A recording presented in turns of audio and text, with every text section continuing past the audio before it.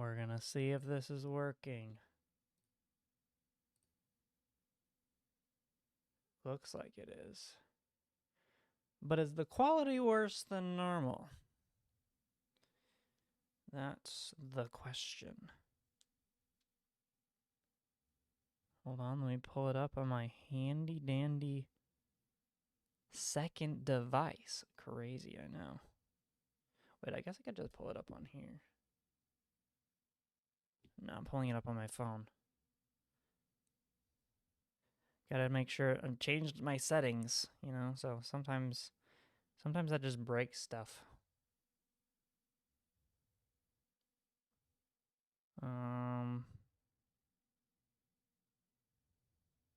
Click on this. How high quality? Oh, YouTube's asking me. I gotta love that. All right, let's check this. Oh no, the quality looks fine. How does it look to everyone?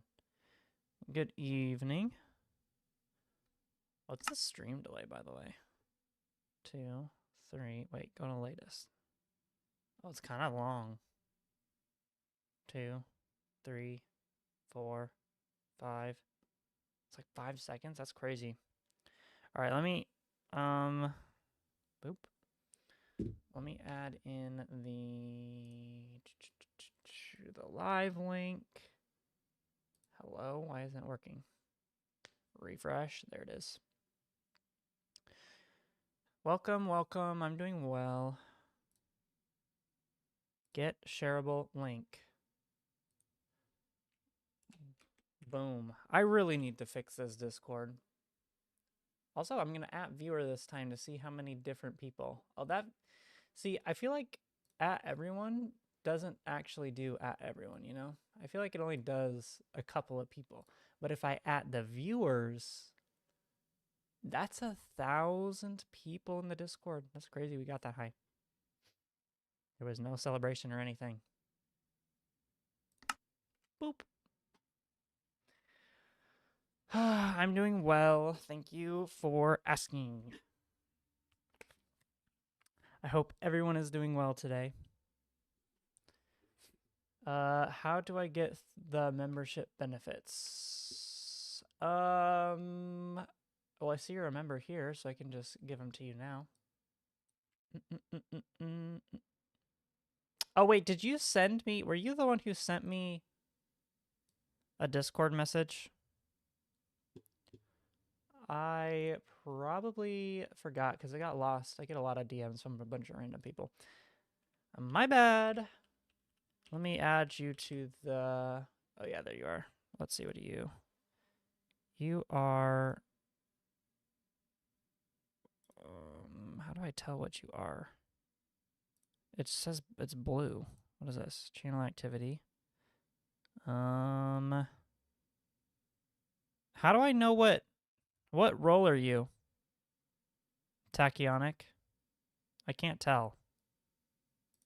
Are you the, are you the swamp puppy? Let me know. Hello, Rui. Welcome in. Yeah, I thought I was supposed to. No, you were supposed to. I think I just lost it and it got lost. Hey, so how are you? Welcome everyone in. Pug Meowla. Everyone's in. But yeah, send me, just tell me what member you are. You, well, but Pacquiao, your name isn't actually, your name isn't a different color in the chat, so I feel like you're lying.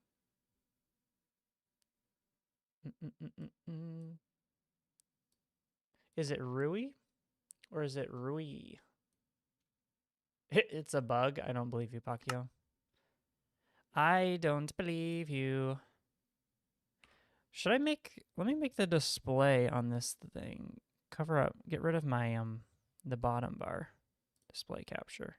If I just make it a little bit, boom, like that. And then maybe go up like this, boom. Or is that too small? That might be too small. F1. Oh yeah, that's too small. Is there an undo button? There is. Boom, undo. Swamp Puppy. Okay, let me add that to you real quick.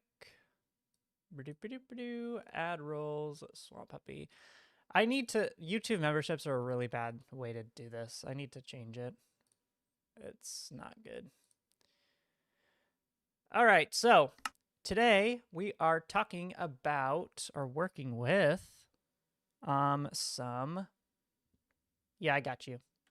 What's up, everyone? So today, as you saw, kind of either in the teaser or in the let me go F11 for you all so you can see. Oh, F11 does not work. My bad. I'm working working with particle effects. Specifically, 1.21 has block displays, which aren't really particles.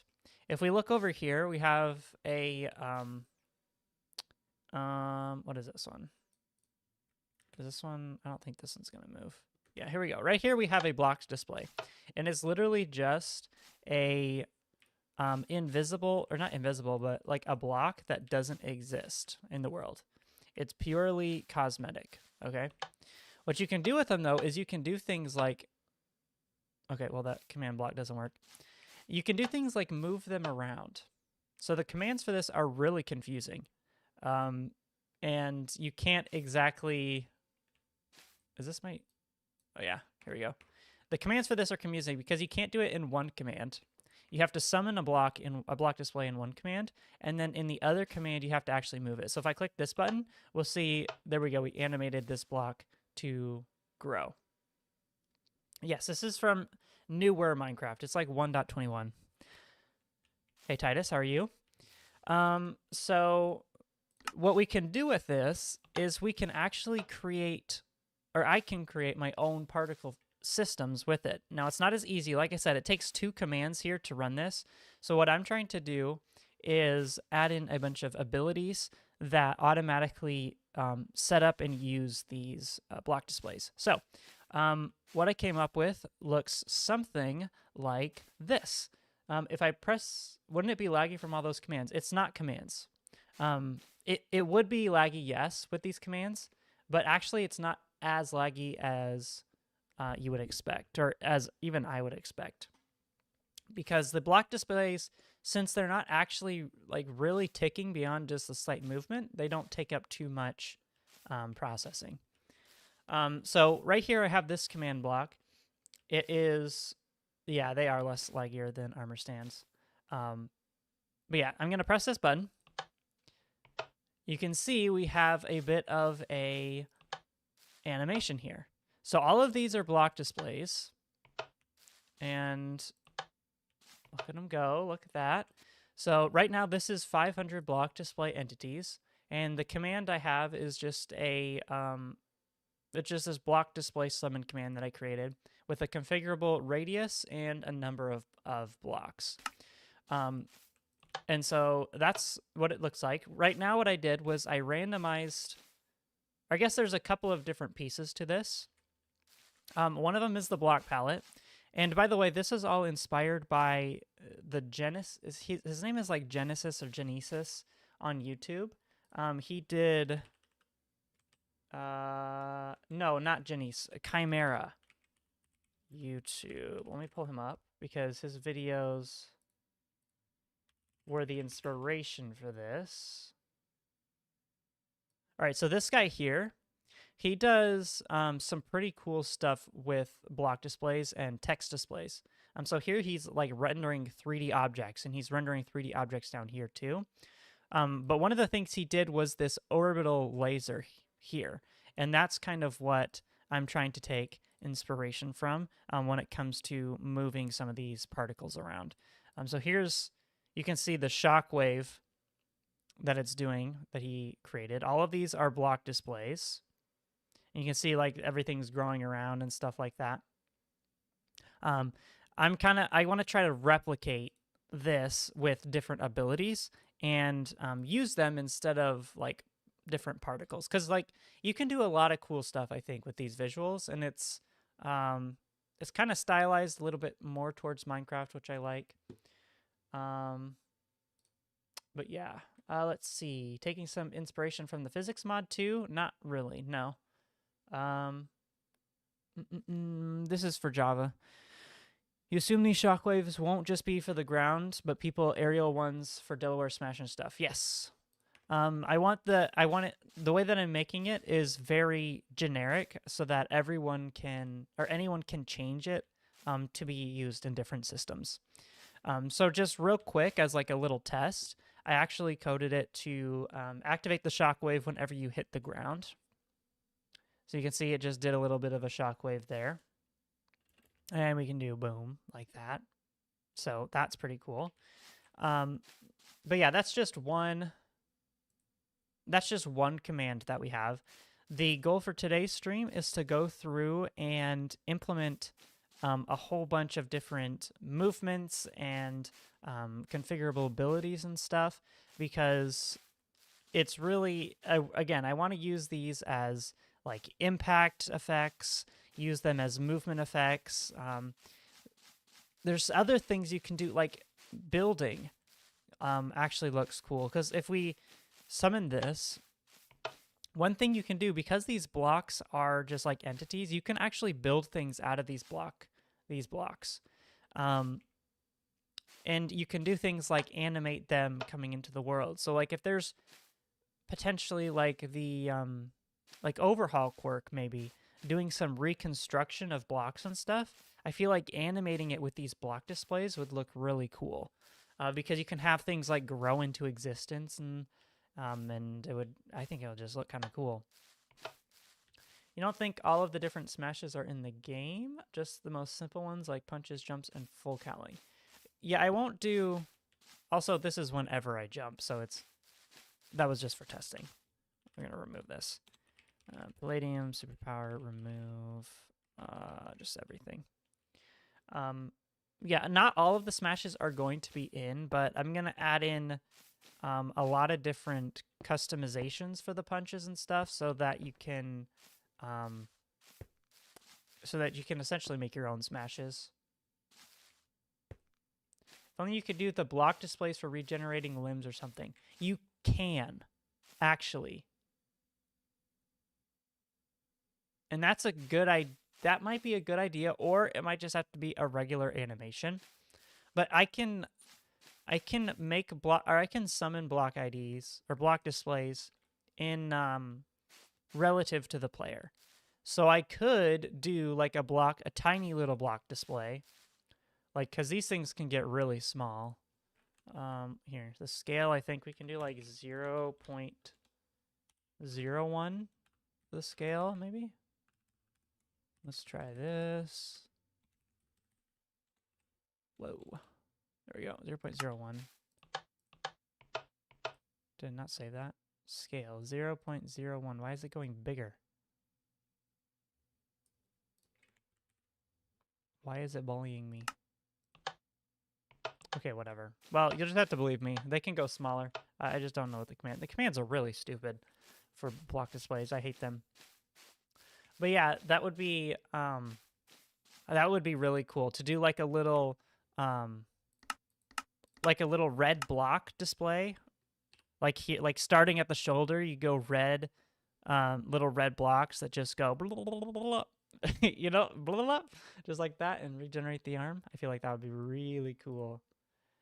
But that's not what we're doing today. Today we're setting up continuing to set up all of the systems. You get what I mean? I'm glad you do, Pacquiao, because that was kind of a bad description. So here's what I have so far. Let me actually commit these. Added in Shockwave. Commit and push. Commit anyway and push. Oh, I guess one of the reasons that I was trying to do this, and I don't even know if this is actually possible. So I'm trying to work on smokescreen, right? Smokescreen in the old quirk lib just used regular particles. And one of the things I didn't like about that was that I couldn't, one of the things I wanted to do was to be able to disperse particles. So for example, if I have just a huge cloud of particles and someone comes around with the explosion quirk, when they use an explosion, I want it to push all of the particles away and essentially clear that out. With vanilla, you can't. With vanilla particles, you cannot do that because they don't have any interaction because they're just client-side particles. What I am thinking I'm going to be able to do with these block entities, because they're technically entities, I'm thinking I can kill them programmatically. And what I mean by that is let me just spam this command here. Okay, getting a bunch of these. And I'm pretty sure these have the TNT tag. So imagine each one of these is a particle. If we use the /kill command selectively, and we do @e tag equals TNT, and then we can here add in a distance. So we can do a distance of like up to 2 blocks. So this will only kill the entities 2 blocks away from me, like that. So we can see some of the particles get destroyed, some of the particles are still here. I feel like that is something that would kind of make it work. I don't know. I did some experiments. I do have some attempts and a couple of branches for actually interactive particles. The problem is they haven't looked great, and it was a lot of code.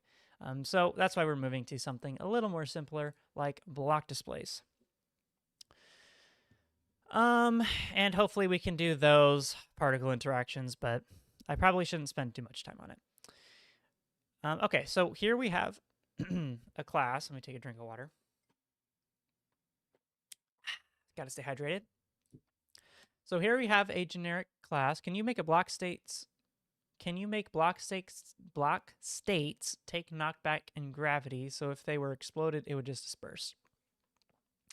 I don't know. That's what we're going to try to figure out. Generically, or normally, no. And I think I have to create... I think I would have to kind of edit the entity display, which I already... or the block display entity, which I'm already kind of doing. But we gotta see if that's going to work. See you later, Rui. You just wondered which block. I just wonder which block, or if you'll do custom blocks for the smoke screen. Smoke. Oh, well, I feel like... Okay, let me go through the code, because I feel like we can do... or the way that this code works is I can define palettes for different effects. So I can do a palette of colorful smoke blocks. Purple. So like purple concrete, purple stained glass, purple wool, maybe this purple concrete. Like we can define a gradient. And not only can we potentially cycle between these, but also just summon them. So we'll see that in a second here. But first we gotta look at this. So this is the block display summoner class. Let me make this bigger for you. Settings, say block 5K. 125%, I think, because I think 150 was too big. It's always too big. I haven't tried the model yet, no. I've been working on some other stuff. All right, so here's the class, block display summoner. The purpose of this one, I made it to be able to create different block display effects. Currently, the only one that I have finished is that Shockwave, and that's the one that I just showed you. And just a quick little showcase real quick. This is what the Shockwave is looking like. So that's handled right here. The basics behind it is it's simply just doing a little bit of math to draw a circle around the player. So we grab their center point, and we do the classic algebra circle function to plot or find x, z coordinates of circles around a center point. And then we define an initial radius. That's just because here, the initial radius, if we look down, is the initial circle around us. So we spawn the entities around us initially. And then we create a bunch of these displays. And instead of using the regular block display, we're using a better block display, which is one that I created myself or extended myself. And basically, we just set the position of it. We set the we set the position to whatever position is defined up here by the circle algorithm. We set the block that the display can be to a random block in whatever the palette is. And for testing purposes, I just made the palette up here. So it's just dirt, mangrove, light gray stained glass, and black stained glass. So we randomly pick one of those, and then we randomize the rotation, and then set up the animation for how long it's going to take to go from one position to the second, from the inner ring to the outer ring. And then we have to do a little bit of extra stuff because block displays will only move if they are essentially updated after they already exist in the world. So in code, that comes with an issue because when I do this add fresh entity, this adds a entity to the world, but they might not actually be in the world ticking yet. So if you do this, you're not actually going to have any animations. So that's why I had to add it to this pending transforms map or list. And basically all this does is we just check the next time the server does a tick or does an update, we look to see if we have any of these block displays that need updating.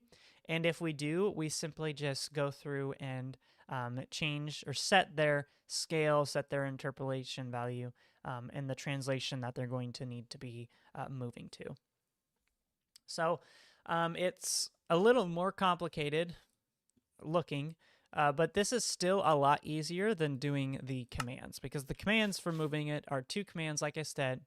You have to summon the block state using this command where you define all of the values.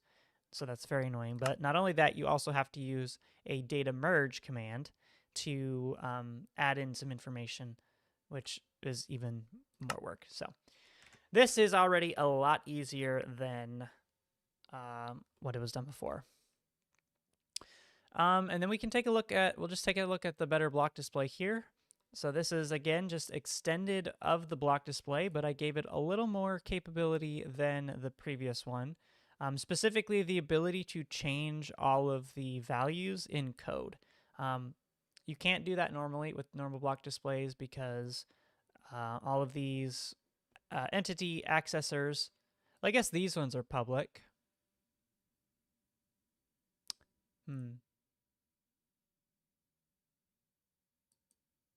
Why are these? Oh, no, these are now public because I made them public. Normally, all of these are private. So you can't access them, which is very annoying.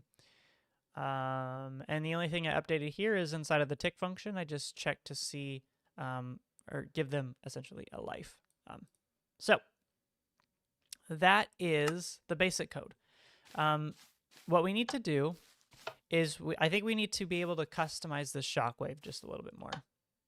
And I don't know, Pacquiao, if I already answered this, but yes, I plan to use something similar for decay, to grow decay. So let's see. Let's make this actually an ability.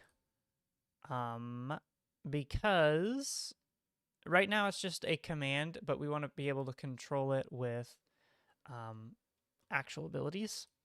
So I'm going to come into the abilities folder. We're going to make a new package. We're going to call it block display anims. And we're going to do new Java class. We're going to do BD for block display and block display. All those strength quirks that can make impacts in matter modifying quirks and even compress. Yeah, that's the idea, is to try to give all of those some cool effects that aren't as like normal particles are cool, but normal particles are cool, but they are a little I don't know. I kind of like these better, you know? Like, I feel like an explosion quirk that has this sort of style would just go really, would look super cool. So, we're going to try that. This extends ability.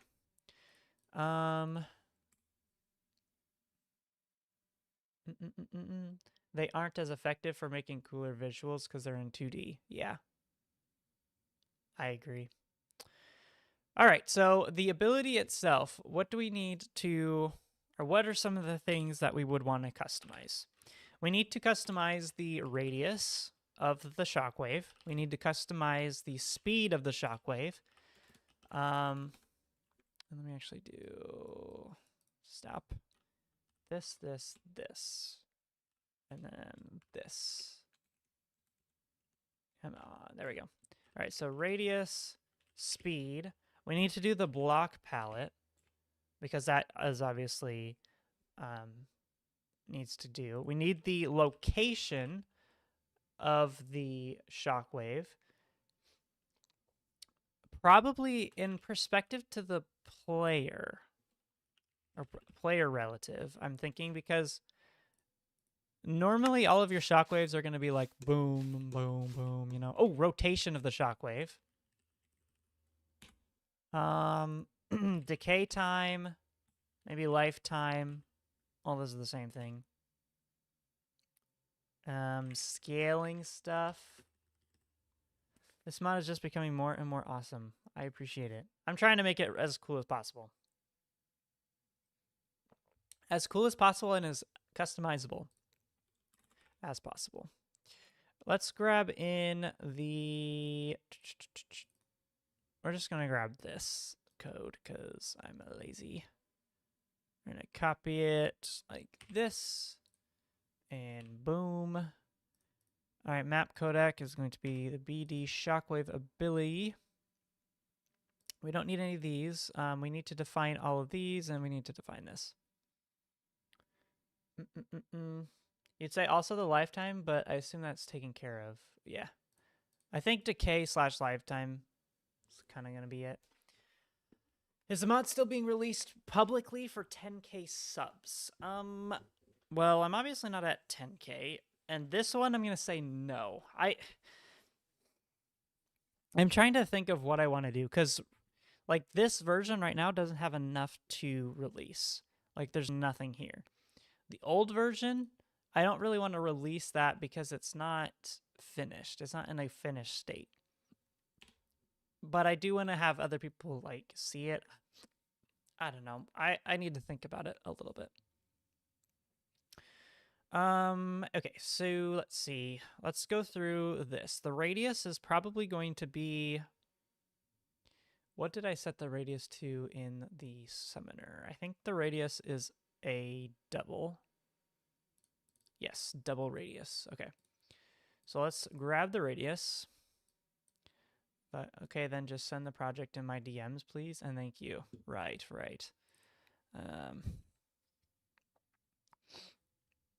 I'm gonna say radius is just... I'm just gonna always make the radius the end. I'm not gonna give them the option to change the radius at all.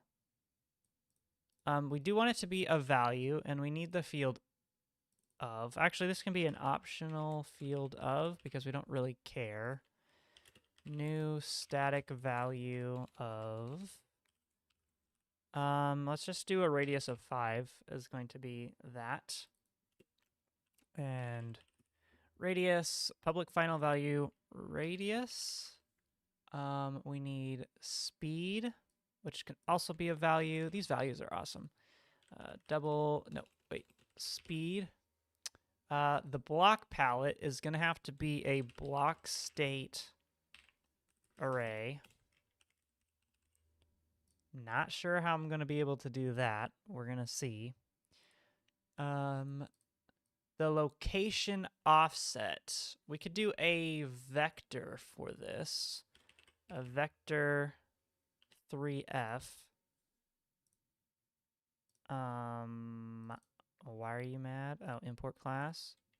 We'll do location offset. Rotation. Rotation is just going to be in degrees, I think, which is an int. Rotation. Deg. Well, for degrees.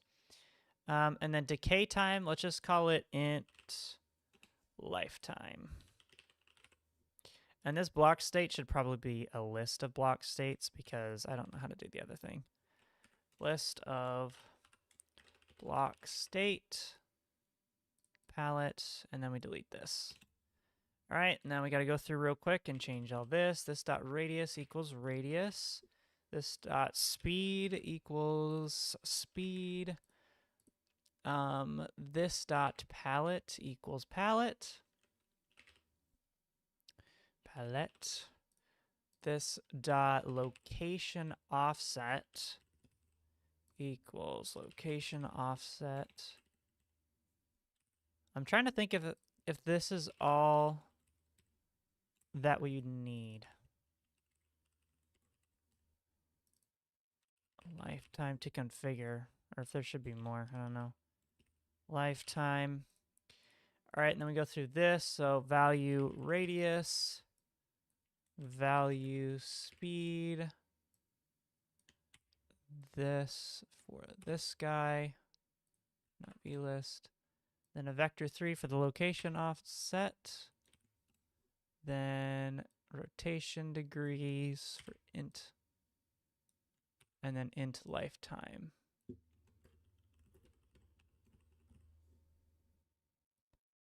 And properties. Okay, that's good. Now we have to come up here. So this is another value. So let's just copy this. We actually want to keep that for lifetime. So this is going to be speed. New static value. I think the normal speed was... Oh, we also need density. Because density is how much... What about a scaling variable? It might be more tedious to add, possibly. No, the scaling comes from the fact that we're passing... Where'd it go? The scaling comes from the fact that this is a value. So then this puts the scaling completely on the add-on creator because they can define it here. So if you remember, if we look at this for... here we go. So target here, this property is a value, and so that just means they can put their own math expression in here. So in this case, the only thing the math expression is doing is just getting the health of the right foot. But if we wanted quirk factor, we do yha.quirk factor and then multiply it by however much you want it to scale. So I don't have to do any of the scaling. It's all on the developer. Except when I make the quirks, then I have to do it, but that's fine. Speed. So the speed is in ticks it takes to get to the end. So that's 40 ticks. So that's what the default value is going to be. This has to be an integer, though. I wonder if I can make that. You're just immediately going to learn to make a frog quirk when you can. Well, as soon as you can. I mean, you can already start experimenting with stuff, I think. I mean, it's not going to be perfect, but like your animations and stuff, you could do that. Okay, one thing I'm concerned about is if the speed is...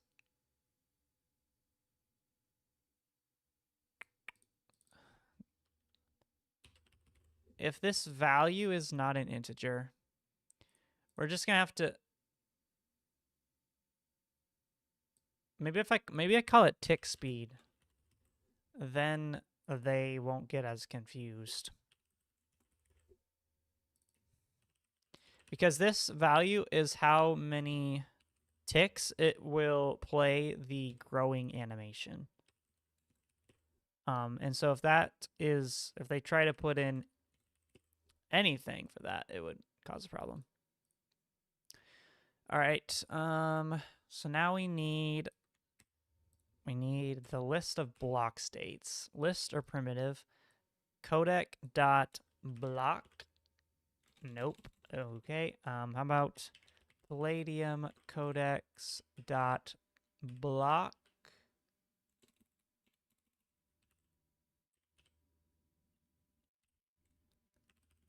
Why does it not show up? I gotta go in here and look and see if there's a block one.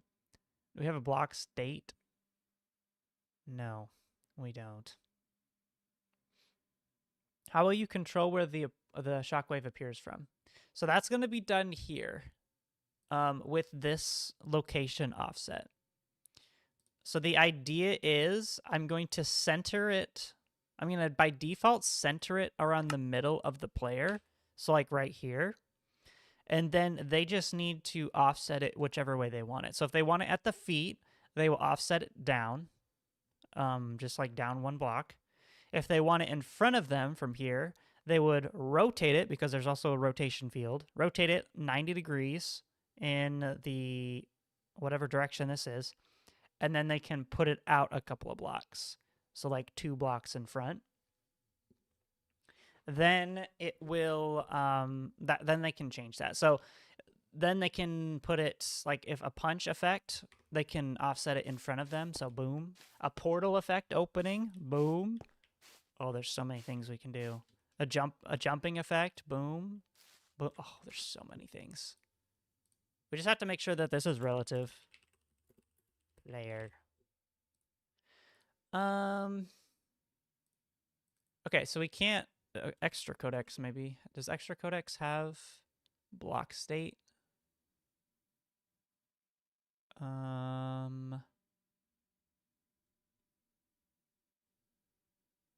No, it doesn't. So what we'll have to do is we'll have to do a codex of identifiers. Oh, simple item stack. Wait, but that's not a block. We need a block state. A jumping effect sounds similar to one for all powered up leaps impact. Yes. Not one for all for one is the one I was kind of thinking of, but one for all can be 2. These can be just applied anywhere. So it's going to be an ability that you just assign to any other ability. So like if you have a jump ability, you can assign it here. If you have a... See, there's already because with there's going to be so much you can do with it, because here I have the ability to query different floats. Do I have the ability to do that? I might have just lied. I might not have the ability to do that. Never mind. Let me ignore that I said that. Anyway, let's see. Float or Boolean, codec color stream, ingredient, simple. There's the vector 3F codec. We need that. Simple item stack. Where is this defined at? Control F. Because we might need to make our own item stack.codec. We should probably just do identifiers, because that's the way that people are going to know it. Identifier. Is it not identifier? What is it? A resource location? Where have you been? Heal body part. I mean, it's got to be a... Let's see. Let's look at the abilities here. Identifier. Resource. Oh, we're in conditions. We need to be in ability serializer dot cfg item. I mean identifier. Beam renderer. Emitter, particle emitters. See, the particle emitters aren't as cool.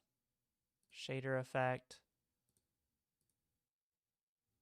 All right, well, I guess sound. I have to look at sound. I think if I just do double shift sound ability, play sound ability. Identifier sound. Yeah, so we're just gonna have to do an identifier for the because I don't know how to pass in block states anyway. So we'll just do a list of identifiers. Sound. Here we go. Wait, it is identifier.codec.fieldof. Wait, can I do blockstate.codec.fieldof? Can I do that? Blockstate.codec. Oh my gosh, I can. .field of palette. Wait, but how do I...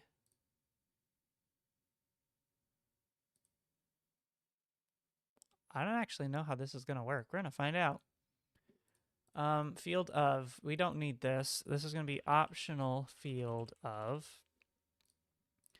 And the optional part of it is it's going to be a new list of, let's just do new array list. Chill. And then just blocks dot diamond block dot get dot default. What is it? Get default block state? It is dot default block state.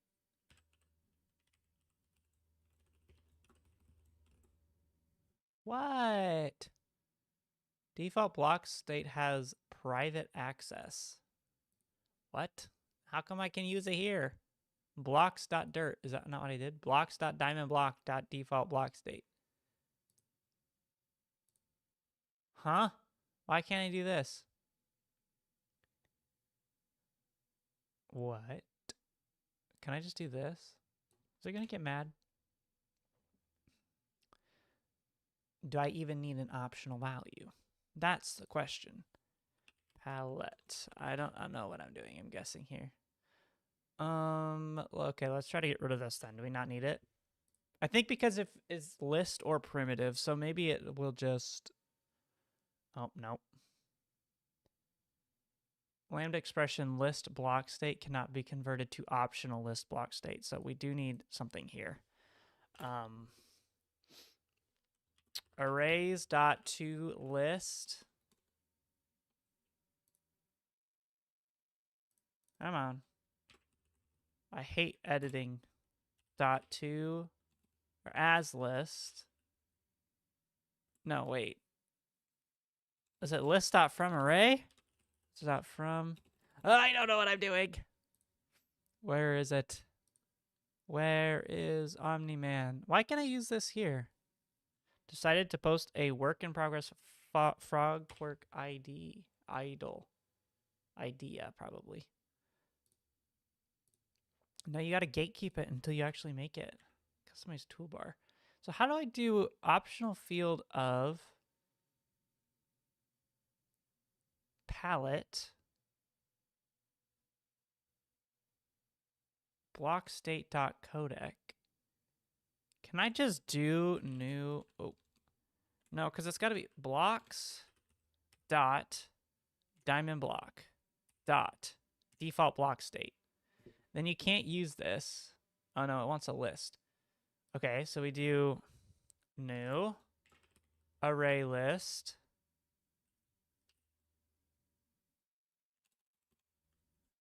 Or can I just do arrays dot as lit? Okay, yeah, we can do as list. I was just being gaslit. As lit, and then we put in array here. Right? Or is it like this? I don't remember. How to use arrays dot as list. Here you go, dummy. Here's how you do it.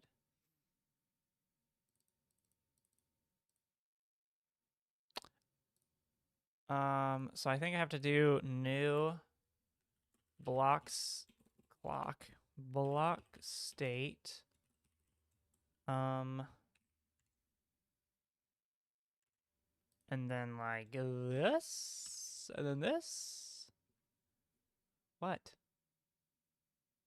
Redundant, remove, explicit. There we go. Call to as list with only one argument. Yeah, so. Is it happy now? It is. That might not work. Will you continue to make a guide for Palladium? Will be a Palladium plus Cube.js. So I don't 100% know if I'm going to continue the regular Palladium one. I'll for sure do a Palladium 1.21.11 and explain how to do stuff with my Quark add-on. But haven't decided if I'm going to keep doing, because Cube.js I haven't done too much of. Gonna be honest. So I don't know if I'm the best person to teach it. You know? Palladium codex dot. I'm pretty sure I saw a vector. Vector 3F codec. This one is going to be location offset dot field optional field of and my bad, don't have that. Dot optional field of location offset or a new vector 3f, which just is 0.0f, 0.0f, 0.0f, and then dot for getter, AB for ability, and push it over to AB dot location offset. Chill, comma. And then rotation in degrees. This has to be a vector because people are probably going to want to rotate it in 3D space because they're weird. Rotation in degrees. So maybe I make this a vector 3i for 3 integer.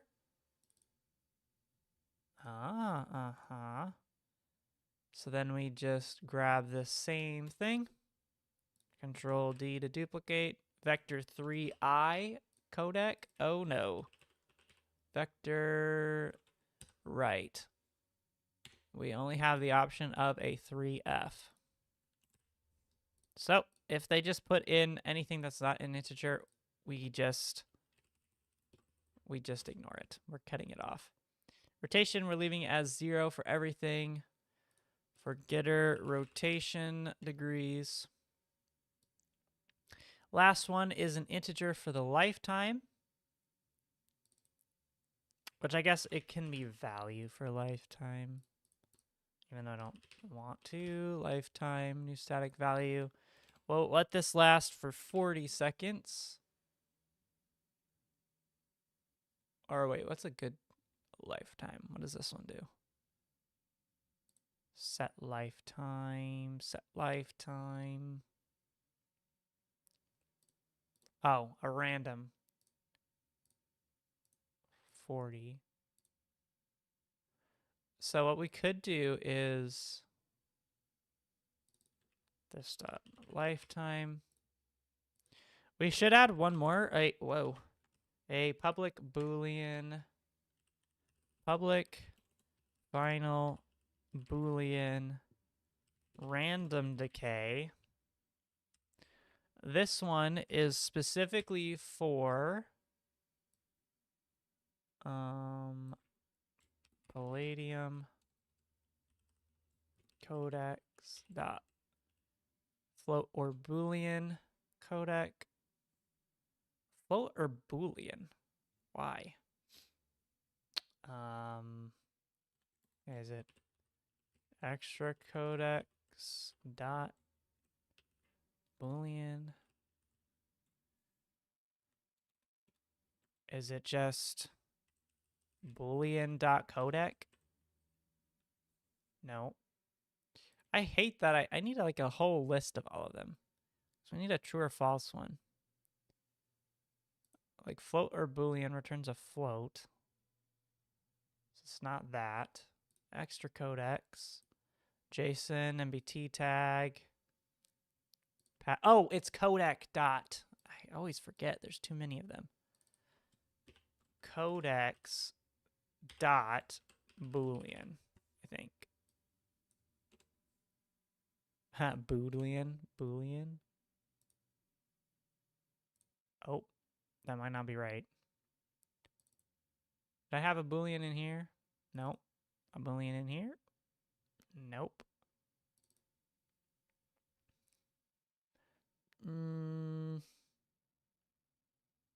Does this one have a boolean? Does this one have a boolean? Wait, what the heck? Where are all the true falses? Type boolean. Cause fire in the energy beam. We're not looking at that one. Fire aspect. Fire aspect ability. Should stack boolean. Codec.bool. Are you kidding me? That's why? So dumb. Close these. Close this. Codec.bool. Optional field, random decay. We're going to default it to true because that's what makes it look nice. Random decay, and then we delete these guys. Boop, boop. And we make sure that this is that. Add in this dot random decay equals random decay. I will say adding these abilities does feel to take longer than the old one, but that could just be because there's more or less. I don't know. This is mad now. Int for rotation. Oh, yeah. Vector 3F. And then lifetime should be an. Oh, it's a value. Okay. So we have that. We have one more error. Is it. What is it? Is this the error just because it's not done yet? Well, be patient. That's all I can say. Let's see. Close all these out.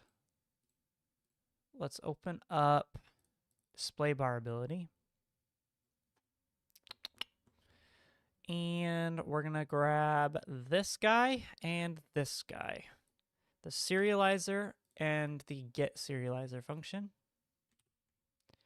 So get serializer, we need to, for the ability register, we're going to do BD underscore Shockwave dot get. And then for here, we need to change all of this here, here, here, and here. And that all matches. And now we just need to do the documentation, which is annoying. Creates a block display Shockwave at a, let's say a configurable block display Shockwave at a specific point. So we have radius, then tick speed, radius, tick speed, which is actually tick underscore speed. The radius is of type underscore value. The ending radius of the growing shockwave. Tick speed is a value. Oh, go back down here. So type value. How many ticks it takes to reach the end radius of the shockwave. Is shockwave 2 words? That's crazy. Tick speed palette. Now this one's going to be annoying. Also spell palette right. This one's going to be annoying because I don't think we can do type underscore condition list, icon list, type on, because the previous ones, like when we did parts, it was the type of body part, which we need, which I don't actually even know the, I don't even know the type for a block. Type underscore block state. Wait, why was there a block state type? But there's not. Huh? There's a block state type, but there's not a block state thing. Wait. What does this use, though? I don't know. We're going to have to find out. Block state type. Palette. Vector 3F. Not palette, it's location underscore offset. Location underscore offset. Rotation underscore degrees. Lifetime random underscore decay. All right, so location underscore offset. Rotation underscore degrees. This is going to be a type vector 3. This one's also a type vector 3.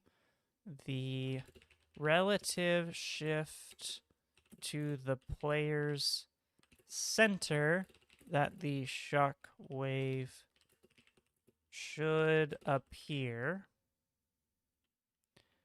And this is the degrees of rotation in the X, Y, and Z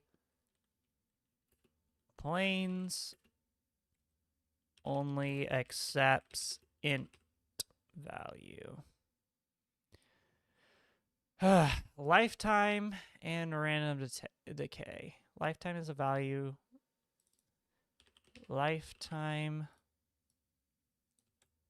How long the block displays will stay visible. And what was the last one? Random underscore decay. Type underscore Boolean. Whether or not the block displays disappear all at disappear randomly or all at the same time. Ugh. Then add example object. I hate this. Radius needs the value. New static value. Radius of 5.0 f. Tick speed.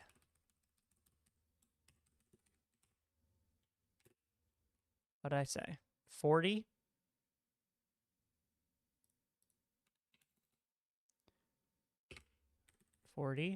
Then the palette. Let's just see what happens if I do. It accepts the type of block state. So let's do blocks.diamondblock.get default. So why can't I? Oh, is it .default block state? Is that not what I typed? Oh, because I keep doing get default block. Wait. It needs to be in a list. So let's do arrays.as list. Just copy this whole thing. I wish this documentation could be generated automatically based on the thing above. That would be cool. That would be cool. New vector 3f 0, 0, 0. Then we need another one for the rotation in degrees. We'll say, actually, we'll do -1 to put it on the ground. And then 0, 0, 0 for that. And palette, location, rotation, then lifetime and random decay. So this can be lifetime. We'll just make it the same, 40. And then random decay is going to be true. Thanks for stopping in, Sui, I think. Yeah, hopefully the next time you see it, it'll be completely finished. I do have doubts. All right, ability register, BD Shockwave. We're almost done. BD Shockwave ability.serializer BD underscore Shockwave. And then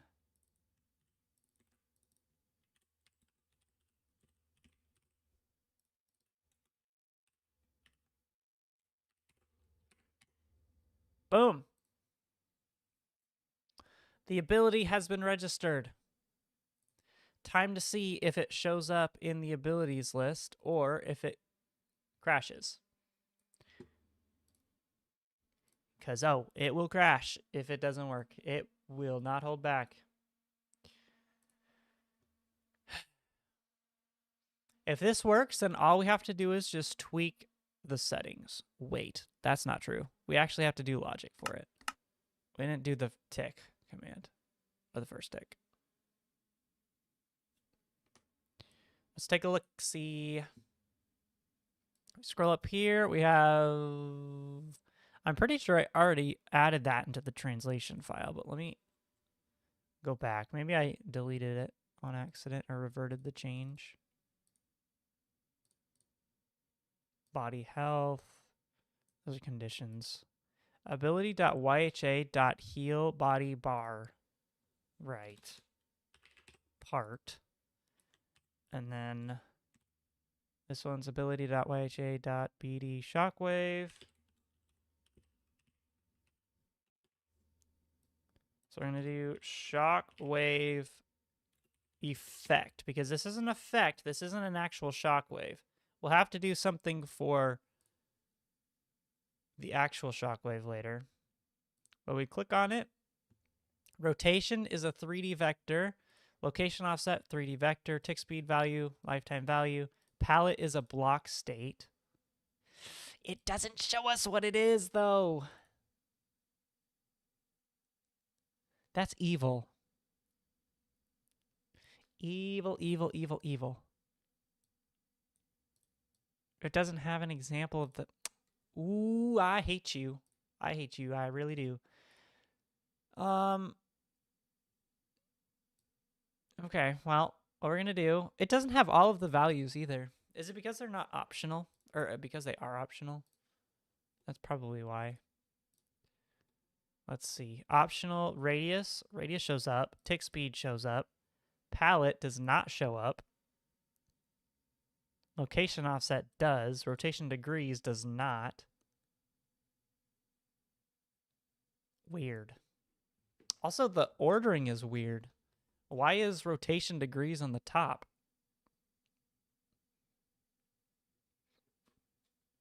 Whatever.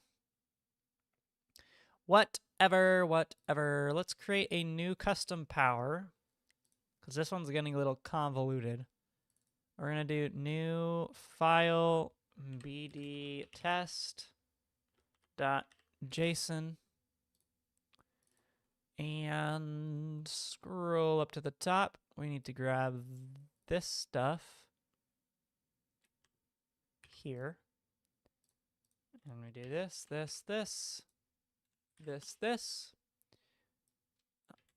Block display test. This is going to be a dirt block. No, we'll get fancy. Grass block. Display type tree. Okay, for the first ability, shockwave. We'll do foot shockwave. And then we copy this, paste it. So type equals BD shockwave. Radius, we'll do 5. Tick speed 40. Location offset should be down below. Oh, is it because the rotation offset is 0 that it doesn't care? That might actually be why.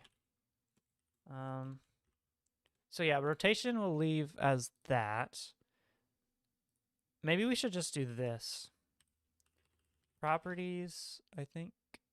Yep, properties. Grab this. Title, we'll do foot shockwave. We'll do leather underscore boots. Hidden in bar false. List index is 0. Activation stamina don't care about. And then we need the state to determine when it turns on. Enabling. Because I think state is, yep. Enabling is just an action. And boom. And I'm not going to have a cooldown on this one. All right, so that should be good. We're just going to go ahead and, now we'll test it first like this to see what this does. This should do by default a diamond block shockwave, but we'll see. It's going pretty well then. Doing some cool stuff with block displays. Assuming that it works first try. It didn't crash, so that's great. Palladium, superpower, add, test. All right, this should do. Oh wait, we didn't actually wire up the shockwave. But then basically I'm doing customizable block display effects. And the first one that I'm working on is a shockwave sort of deal, where right now it's just, this one's just a static version. But the idea is to make like all of the blocks customizable, the palette customizable, the radius, the speed, the fall off, all that stuff.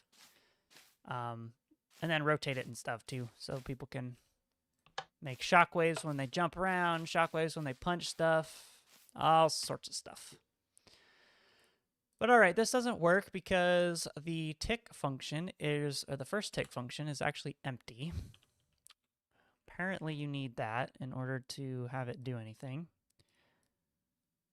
Didn't know that.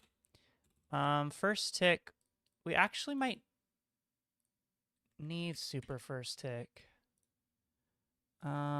Because don't I tie into the tick methods? I think for some of these abilities, I was using first tick and last tick and just ignoring them, but I'm pretty sure I mixed into the ability instance, so I have to. Oh no, I did it during tick. Wait, how did I use get activation stamina if enable ticks equals 1? Oh, that's why I don't even do that. So yeah, we don't need to tie into anything for the first tick, so it doesn't do anything. Instead, what we need to do is call the BD block display summoner. Specifically, we need to do the dot summon shockwave. You could use gray wool, for example, for dust waves, etc. That's probably a good idea, actually, instead of diamond blocks. Because people will get confused. Or I'll just make a nice, like, I feel like a palette of this. What's dirt? Gray. This, maybe a little bit of this, maybe a little bit of this. What I can also do, though, is I can make it so that whatever block they're standing on gets incorporated into the palette. So like if it's this, it would be like boom with some dust, you know? Or if you're standing on dirt or moss, I can do that. That'd be kind of cool. We gotta check here if entity instance of server player. Boop. Now make sure it's on the server side. Boop. block display summoner dot summon Shockwave. Now this needs stuff that we are not actually, we don't actually have all of, because we have the player, and then I just have the end radius and then the number. So I guess for testing, let's just grab those two values. End radius is going to be radius, so it's literally just this. No, we can't do that. We have to do float radius equals, and then we have to do this dot radius dot get as float in the context, which is data context dot for entity, and then pass in the entity like that. This will grab the radius from the value of the field, and then the number is a density. We didn't define a density. Dang it. Speedrun, public final value density. There we go. Then we do it here. This is density. Default will say 50 is a good one for a circle. And then down here, we got to go boom. Type value. Density. How many blocks is how many block displays are drawn in the effect? There we go. And that was an optional field, I think. Or was that a field of? Yeah, optional field. So we just need to do here density equals 50. All right. Oh, and then dang it, we need to add it here. Value density. This dot density equals density. Annoying, but we got it. So now we need to do float density equals literally the same thing. This dot density dot get as float data context dot for entity. Ooh, for entity. Entity. And then maybe spell float right. So yeah, and then just pass it here. Now, why are you mad? Level. Okay, fine. Player dot get level. Or dot level. It should always be a server level because it's a server player. All right, so now that should... Why are you still mad? Oh. We need a new static value of 50. There. That should be good.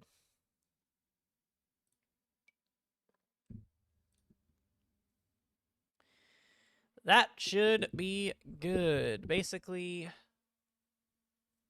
we're not using the full blocks display summoner, or we're not using it to its full potential, but that's just because this function doesn't have any customization beyond the end radius and the density. So if this works, then we'll go through, we'll update this function to accept in all of those values, and we'll be good to go. So let's see, if we use this ability, we should have a diamond shockwave. Okay, it is not a diamond shockwave, but that's because we don't have we have a palette and we don't pass it in. So yeah, boom. And now it's on our feet. Boom, boom, boom, boom, boom, boom. Look at that, you can fly up. That's actually cool. Look at that. Boing. Like if we gave it a double jump, or if I made it my double jump ability, that'd be kind of cool. All right. So, now we have to... Let me actually commit this, because boop, boop, boop. Added in base BD shockwave ability. Commit. All right. Commit contains problems. Who cares? It's always got problems. I got issues, as they say. Do I even use level here? I do, because I do level.entity. All right, so we need to pass in server level player, and then all of this other stuff. Not that. I can see stuff going crazy, stacking gear shift, Fajin, and power stock. Yep. It's gonna go awesome. BD Shockwave ability. All right. And then summoner. So time to give this a real documentation string. Summons a, well, we can't do that actually because we need to add in the other stuff. So we have the level the player. We have the end radius, the tick speed, double tick speed. Then, or I guess it's not even, it's float. I'm passing him in as floats. Let's just do, no, because, yeah. Float, end radius. Float, tick speed. Int, actually, for the tick speed.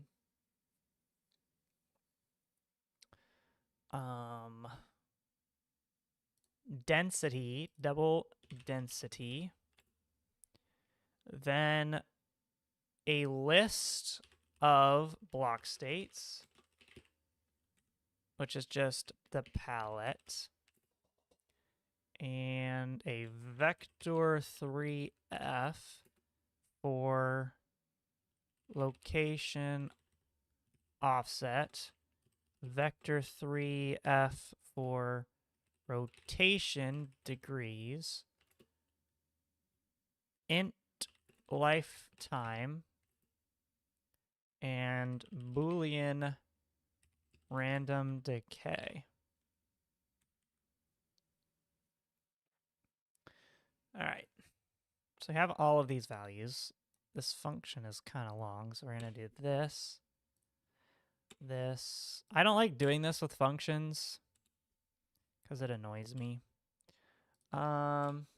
People when the mod is out, Warden who? I one tap the Warden. Yeah, you probably won't be able to one tap the Warden for a while. Might need a little extra strength. All right, so we have all of this stuff. So what we need to do for the center X, this is the center of the circle. We need to offset this by the offset location. And actually, it's going to start at the feet, so that'll be fine. So we're going to do plus location offset dot get X.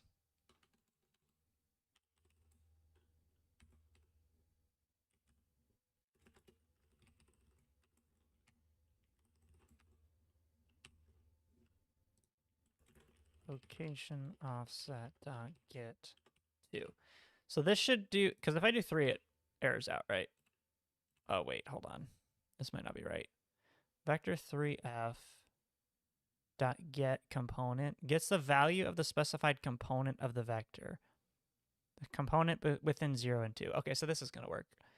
So this just adds the offset to whatever the center location is. We don't need this anymore because that don't work. Then we grab the endpoint, which is just 2 times pi.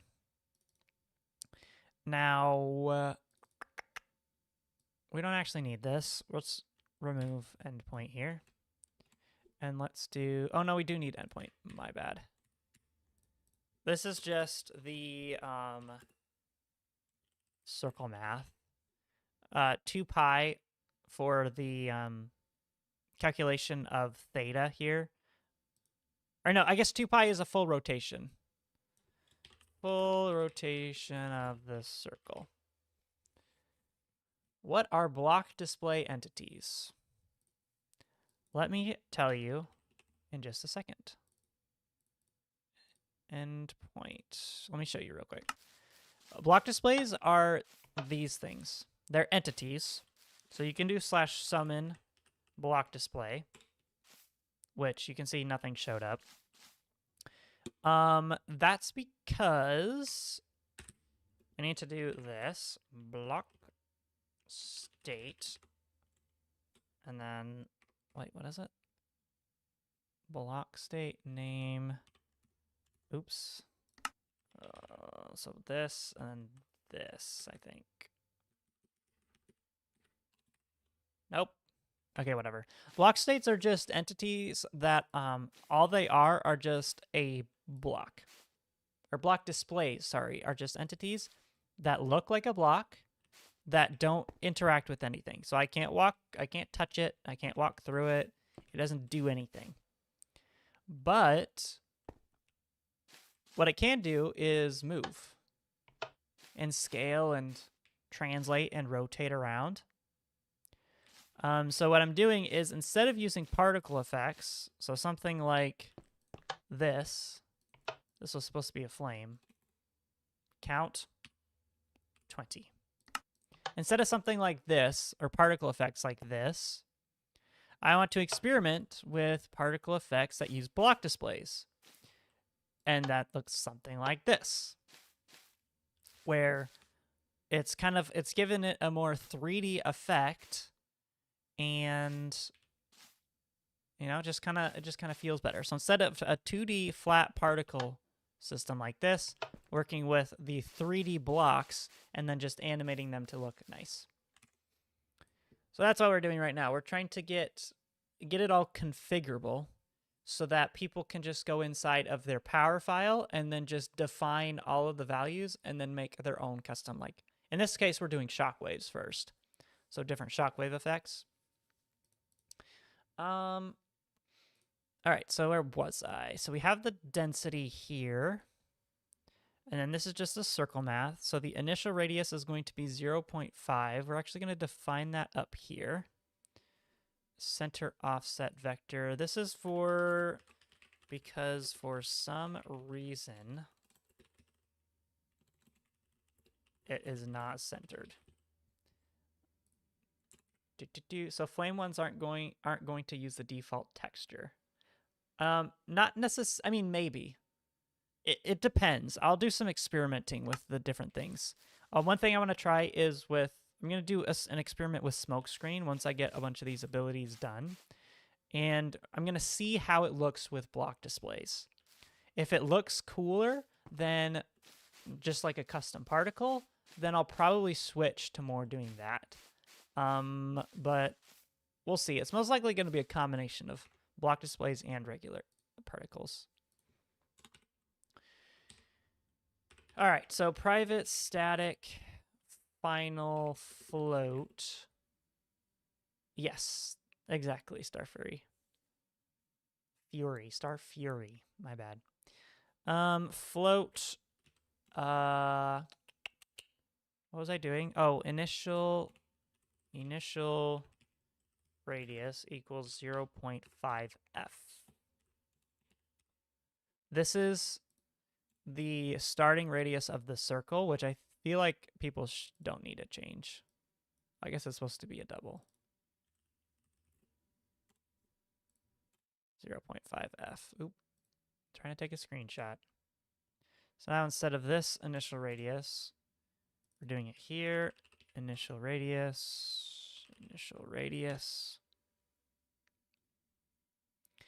All right, so now we've used density. We do need to use the palette. So if we come down here, the initial X position and the initial Y position are the center positions plus the initial radius, and then we multiply it by either cosine of theta or sine of theta. If you don't remember your Minecraft or your algebra or geometry, this is basically just getting points along a circle. So it will start at, did someone say paint.net? We'll start at, if this is our circle here, this right here is where we're starting. And then to get the next position, which is over some value of X and down some value of Y right here, to get that for the X, we multiply it by sine of the angle that we're changed, the angle of change here. And for Y, it's the cosine. Or sorry, other way around. Basically, sine and cosine are functions that look like this. Okay,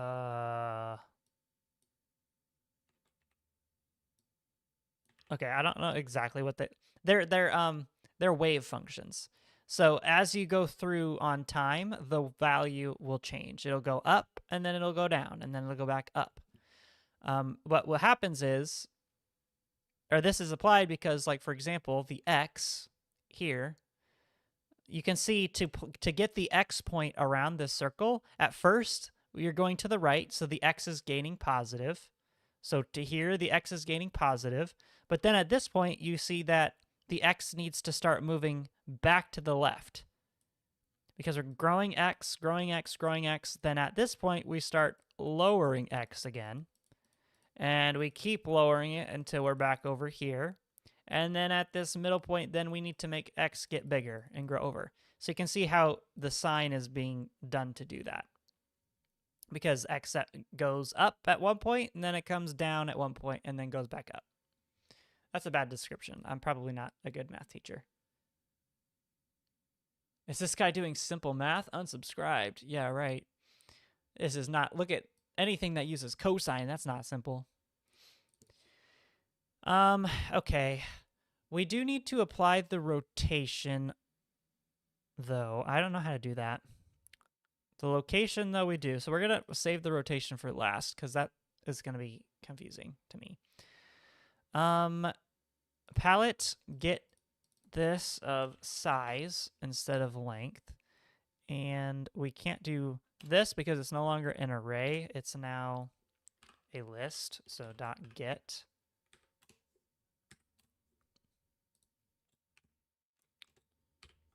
And this is going to be random.nextInt. Oops. There we go. So that grabs the block. That's perfect. The scale, we need a scale value. I forgot that. To do add scale. We forgot that, but that's okay. Rotation we're going to do in a second. Lifetime is going to be set here. Lifetime. One thing I did maybe want to do is create a two-phase system for the Shockwave. So at first they grow out. So like they grow out like that, but then at the end maybe they hover a bit. Maybe that's too much work. Yeah, we're not doing that. Lifetime. Oh, wait. And then here we check if decay, if random decay is true, then we set the lifetime of these guys to, no, random lifetime. Otherwise, we set the lifetime to just the lifetime. So now this here determines how they're going to disappear. Right now it's set to automatically randomly, so you can see some of them disappear faster than others. How about a version where the blocks themselves lift up and then fall back into place? So that would be an actual like ability. You mean like Alien Evo where like this block will just turn into a falling block and then like pop up here for a second and then fall back down? And then it would like cascade, so it would go like up, up, down, up, down, up, down, up, down, like that. Yeah, that'll probably be a separate visual. Because this one's purely for just getting the smoke effects. Boom. Or yeah, the visual effects. That one's a completely separate ability. But I can add that. Like falling block stuff is something that I want to do because I use those for some of the stuff and they're kind of confusing. Okay, so we did that. Tick speed is tick speed, tick speed, tick speed, tick speed, tick speed. Where do I use tick speed at? I think tick speed is in the interpolation. I think. Oh, rotation degrees. We need the right rotation and the left rotation. Because this rotation is for... Ah, dang it, there's more values we need. Because right here we have the right rotation of the blocks. This is what changes... this is what makes them... You can see some of them are bigger than the others, and some of them also are rotated. That's being done by this. But I probably want people to be able to configure that as well as rotate the actual thing. So maybe instead of rotation degree, we call it a rotation offset. And then we add in rotation and scale in the other thing. Ooh, ay. Okay. Fine, we'll do it. Location offset. We got to go back to the ability. How did the ability close? Display bar. How did it close? Block displays, abilities, block shockwave ability. Okay.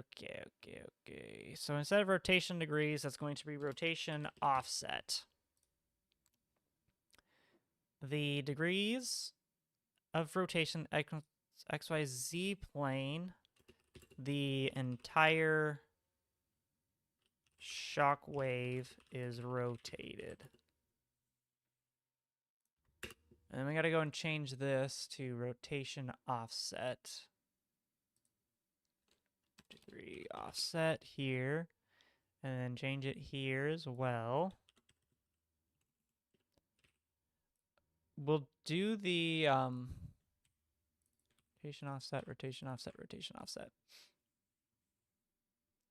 What's it mad about? Oh, this. Boom. And then you're mad about block display. I'll go through and add in the scaling changes and the right rotation changes of the block display afterwards. But I think for now that this is good. I think we use everything. Set translation. Yeah, that we have to do. Yeah, scale. I mean, I guess we could apply scale, final scale.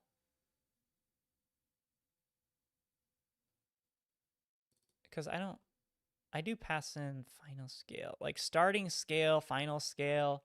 Maybe I don't give them the starting scale, I only do the final scale. I don't know. Let's try this for now. Oh yeah, this command's gonna be mad now too because I need to finish it. All right, so summon Shockwave, level player radius, tick speed, speed.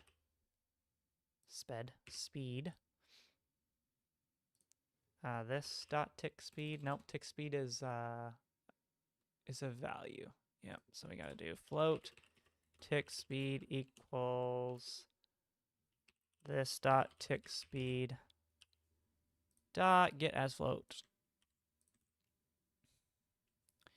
All right. So now I think I'm still missing. So end radius, tick speed is an int. So let's try get as int. Can I do that? I think this should automatically make it the correct size.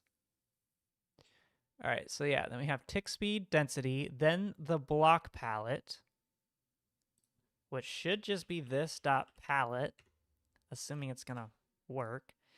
Next, we need the location and rotation offsets. This dot location offset, this dot rotation offset. Then we need the lifetime and the random decay. Lifetime is a value, so we'll do int lifetime equals this dot lifetime dot get as int. And we pass in lifetime here. And then we pass in this dot decay randomly. All right. that might just be that ability working. We do have to come through here and update this summon Shockwave to do our defaults, because now it's not going to be all nice like the original. Let me just grab this palette here. Just put this palette over here. Boop, boop, boop, boop, boop, boop, boop. Private. I guess we just do that. Block state palette equals this. And see if I can remember. So end radius, tick speed, density. Radius, tick speed was 40. Density was num. Radius needs to be a float, so just convert this to a float.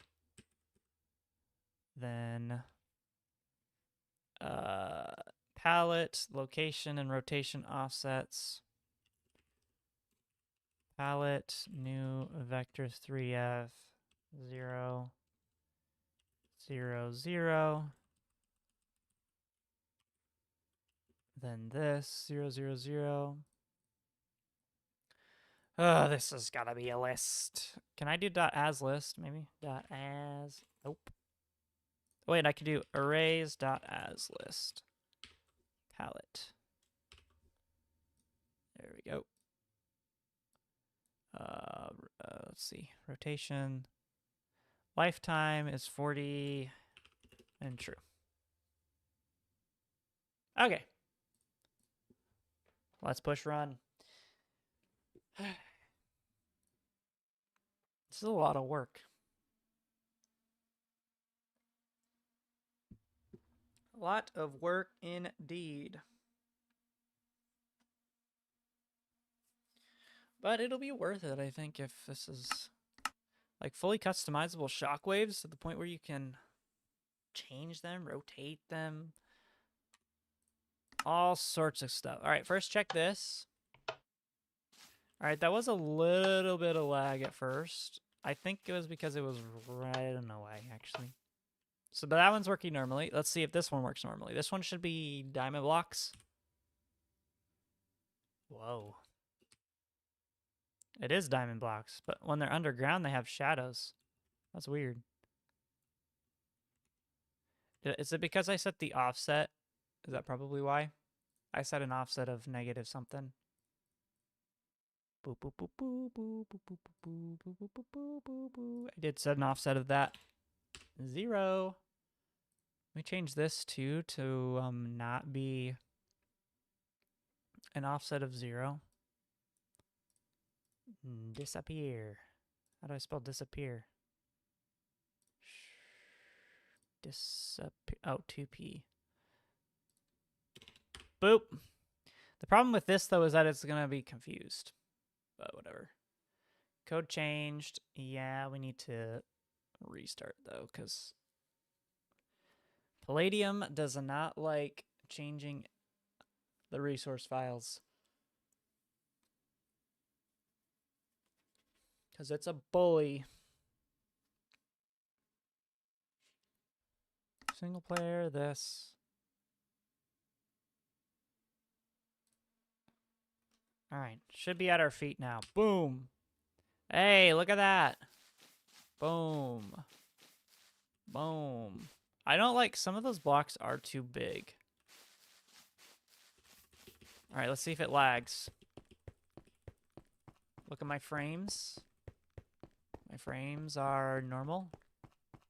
I don't even know where my frames are. Okay. Is it F3? Which one shows all my stuff? F3 1 maybe? F3 1. Oh, F3 profiler hidden. There we go. Spam, spam, spam! I mean, there's obviously a little boost, a little spike, but honestly, it's not so bad. Let's try to do this. Like, even that's not that big of a spike. How many entities are there? 500? Does that say 500? 500 entities. And we're not really getting spikes. I think that's fine. It'll be interesting to see if this is bad on a server or not. I hope it's not. I hope it's not. Is that what they mean by money walks? Yeah, probably. I just pour off diamonds wherever I go. Wait, that's actually a cool... Like, if we made this... Hold on. Hold on, I just had an idea. And this is going to help us test the thing. Let's do this. Instead of foot shockwave, we're going to do speedy shockwave. And radius can be a little smaller. Location offset's good. Lifetime's probably good. Dust. False. This one's going to be a toggle ability. And we're going to attempt to do this stuff, or change everything that we haven't. So we've changed density, we've changed location offset, we know that works. Rotation offset, I don't know how to do yet, so we're going to hold off. Tick speed is good, lifetime is good. The palette. Oh, also palette is... Got the wrong documentation. Palette. A list of blocks to add to the effect. All right, let's try it. Palette.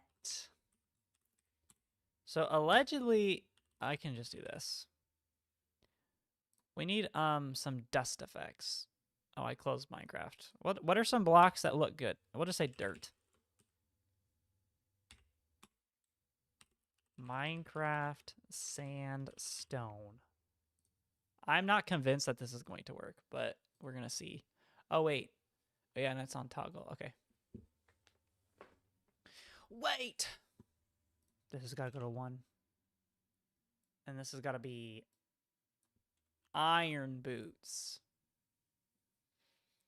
What we're trying to do here is we're going to see if I can do like a trail thing and toggle on like a trail with these.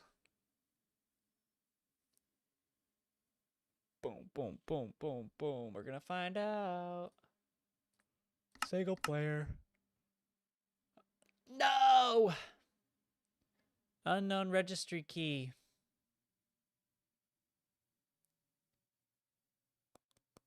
Failed to parse. What did it fail, though? First registry cheat. Ability enabling handler. Wait, it failed this? Did I do the toggle condition wrong? Can I Control-Shift-T to open up?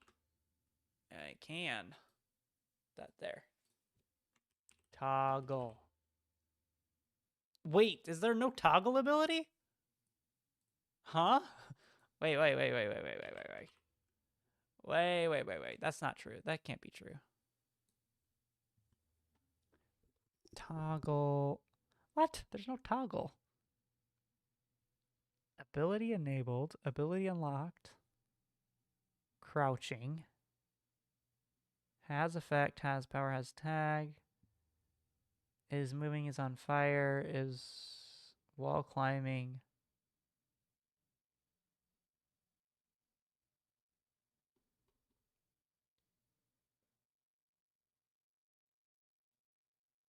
Huh?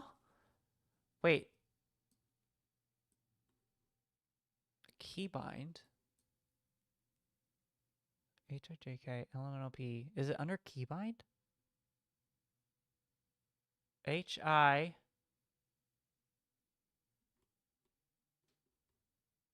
Where's keybind?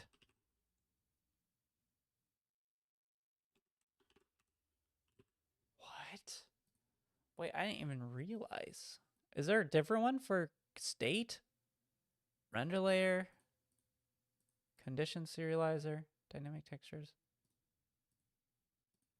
It's not in the abilities, is it? Toggle. Oh my gosh. This isn't anywhere. Control Shift F. We need type equals it's not searching. No, in project. Type equals palladium. Oh wait, it's type like this. Palladium toggle. Oh my gosh, does palladium toggle not exist? This isn't true. This isn't true. Oh, it might be true. What? What? That okay, hold on. Let me look in the updates. Did we seriously not have a toggle ability? Held. Moderate. Let's see. Was this thing updated?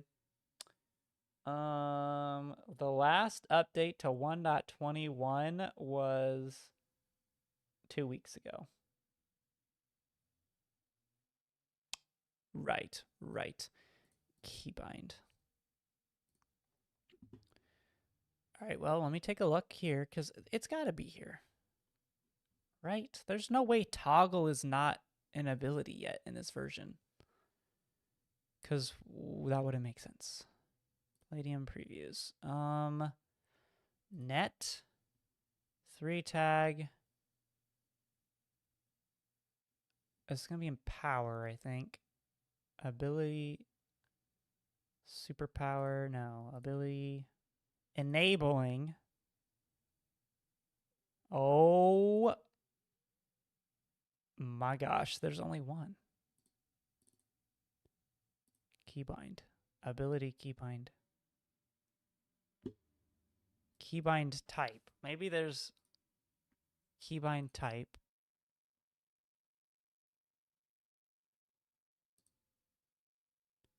Keybind type.get serializer. Wait a second. Keybind type.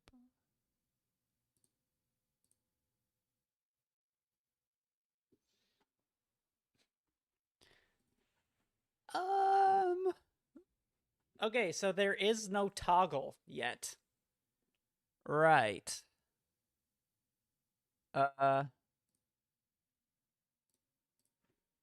Oops.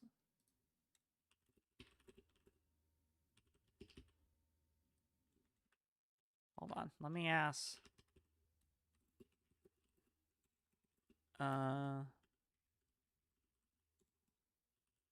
Palladium 1.21.11. Let me ask Lucas. Because that's wild. I don't see it. I mean, enabling handler. We have the action. Check, get serializer codec. I wonder if it's just not finished here yet.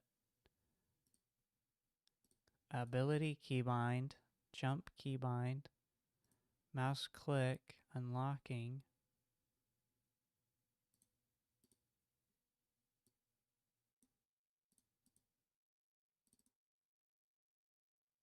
Yeah, I wonder if it just doesn't exist yet. All right, see you later, Rotil. I don't know how to say your name. Thanks for stopping in. Okay, well, I guess we don't do that. Let's just do an enabling condition of... Because why isn't even keybind in here? Ability enabled on first tick, last tick. Ticks, ability type enabled. Nope, that's not what we want. Brightness at position, customization selected. Empty slot, false, has effect, has movement input. Is underwater, is wall climbing. Well, we can do is sprinting. That'll be good enough. Wait. Copy. Copy. So yeah, instead of this, I guess we're just doing is sprinting. Whatever.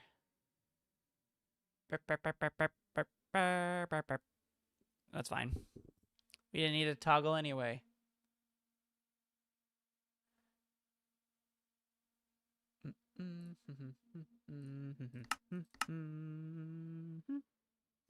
No! Not a JSON object. Okay, so now it's mad about the block state. Not a JSON object. Sandstone, not a JSON object. Dirt.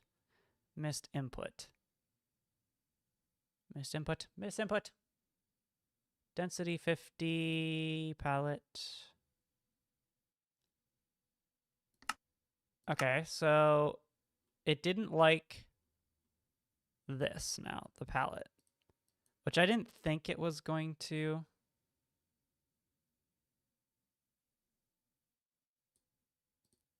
So I might just have to turn this into identifiers for blocks and then just convert them to block states. Because I think I can do...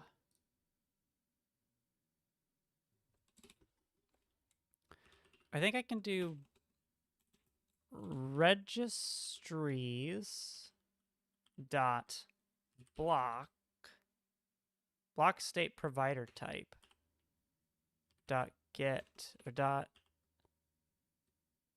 from identifier, because I do this for I searched for something else. What did I search for? I think I searched for the boop. I think I searched for registries dot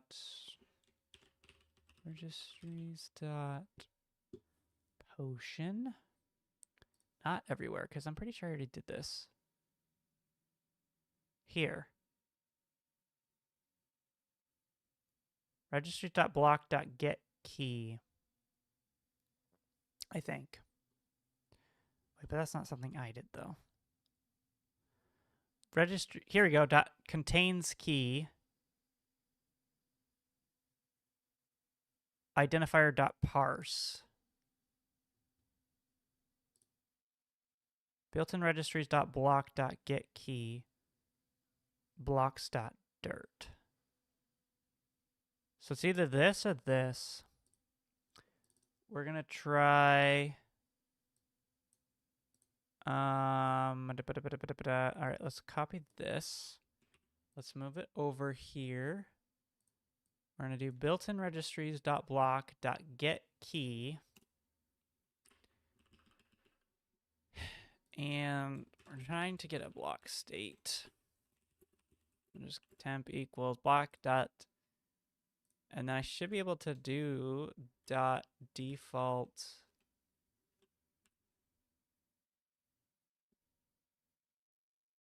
dot get key requires identifier. Identifier dot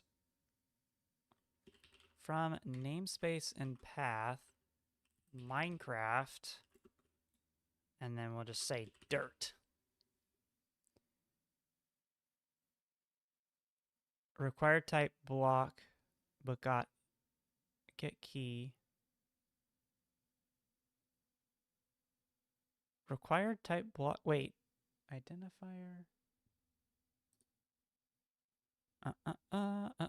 Wait, he said there is. I don't see it though.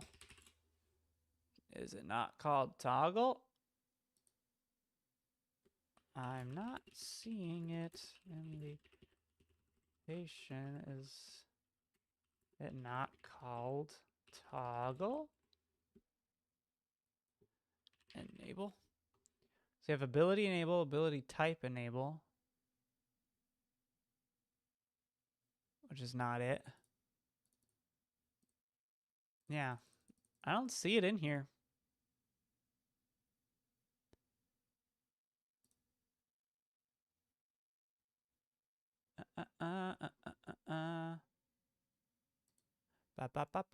He says check some of the test powers on GitHub. Okay. github.com/palladium. Or actually, palladium github. 3 tag. Let's see here. 1.21.110. We need to look in the example powers. Resources. Data. Palladium. Palladium. No. Powers.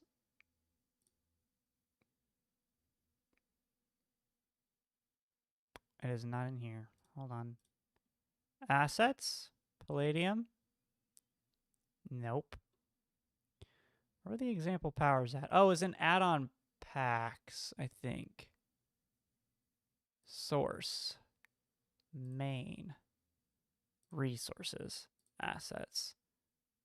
No. Test.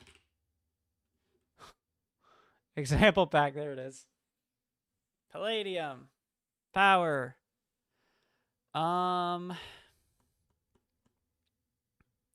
So allegedly one of these in here, activation test.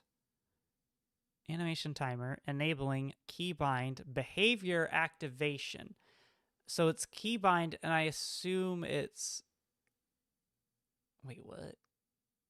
Is this just time cooldown? It might be this. Okay, we'll take a look at that. That's a little weird, if that's what it is, but we'll take it. We gotta fix this problem though. So built-in registries.block.getKey.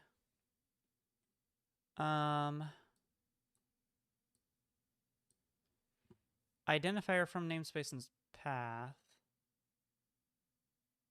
Provided identifier required a block. Oh, getKey needs a block.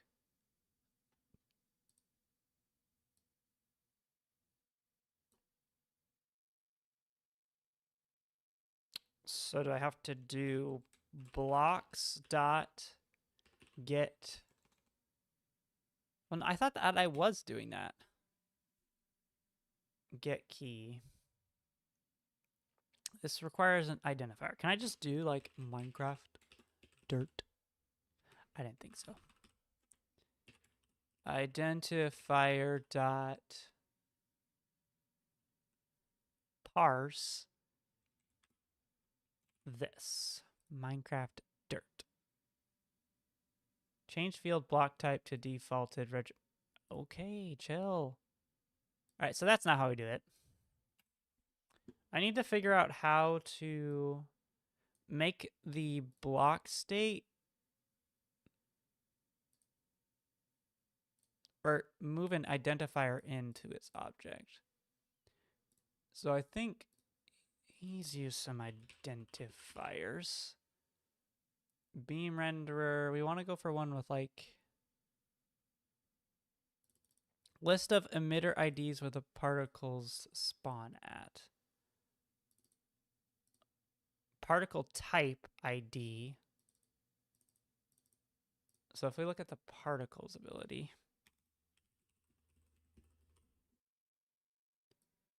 Particles.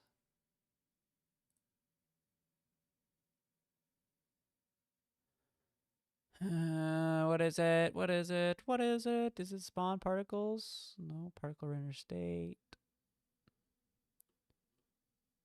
What in the heck? It's like particles ability or something. Slow file, play, particle ability. Oh, because I searched particles. So here he has a list of identifiers, which is probably what I should do, actually, instead. Because, not gonna lie, doing the block states is probably a bad idea. Palette. And you are going to be a identifier, palette, list, or primitive. You're probably going to have to be an identifier.codec. Okay. Fire.codec. Palette. then as list, and I believe we can do identifier. Actually, can I just do this? Minecraft dirt or diamond block. Provided list string needs, okay, identifier dot parse of that. All right, and then we come back down here. This dot palette is mad. So we'll have to update that. Or we could just make it. So like for each identifier in palette, then we need to do a block, a list of block state,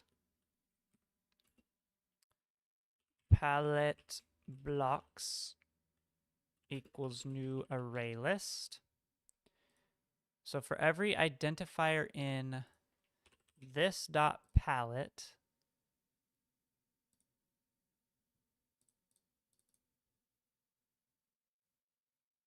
not a statement. Oh, for identifier ID in this dot palette, we try to do, or we try to resolve them,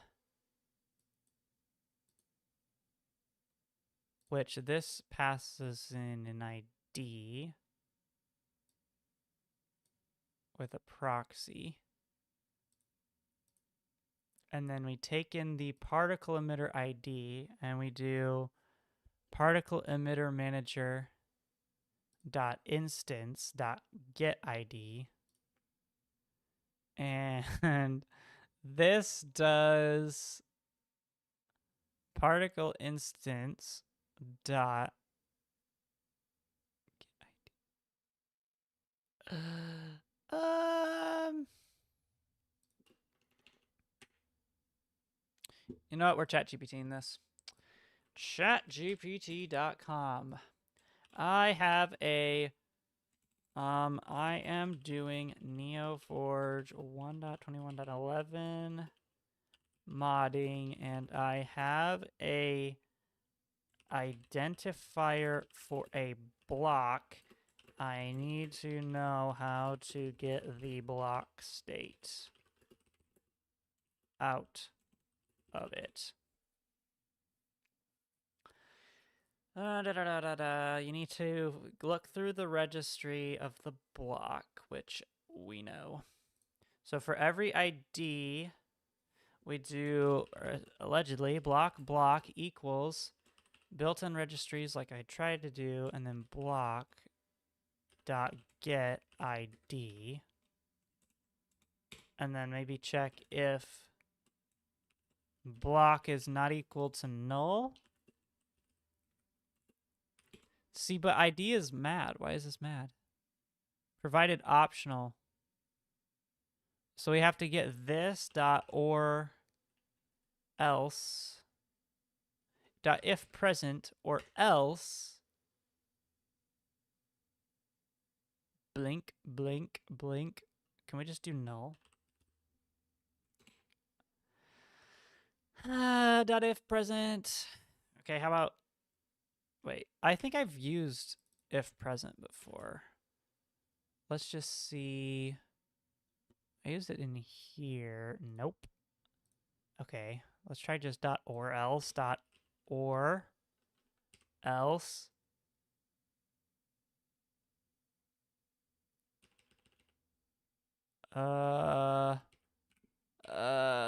Which one of these is it? It's one of these, but I don't remember which one.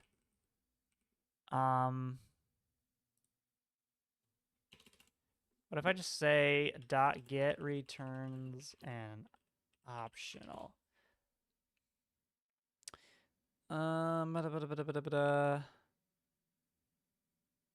Dot get, no. I am locked in, Scythe. Are you locked in? An optional holder, too. This is annoying. Built-in registries.block.get. Can I just Control-Shift-F for this? Everywhere. File mask for Java. This grabs identifier equals get. This is getting it from the block. We need to get it from the identifier. Built-in registries.get. Built-in registries.get key. This dot block. I need to get it from. This is stupid. Stupid. Control C. Control V. Dot get key. Dot get key. Dot get key. Dot get key. Dot get key. So this is always going backwards, but I want to go forwards. Returns optional holder and optional of the holder. I'm pretty sure I have to do dot or else. And can I just do null? Nope. Block is a reference. I hate this. I hate this. Dot what? If present or else. It takes in a consumer. So is that just this? New block? Or can I just do blocks dot diamond dot get? Get friction? No. I don't know. Hold on. This is what we're going to do. We're going to push run. It's going to get mad. And we're going to copy this. Boop. This will tell me. Optional reference block. Dot map.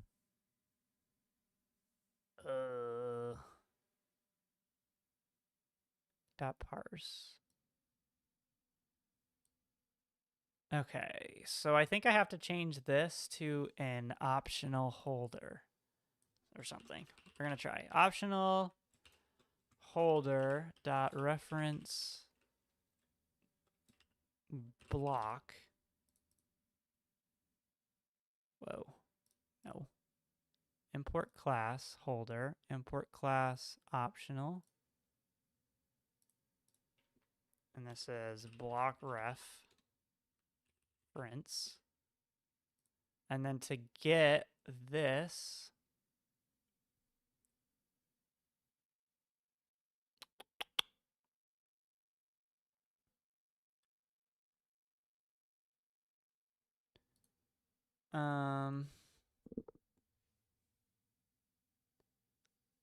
block equals, oh wait, no, maybe not this.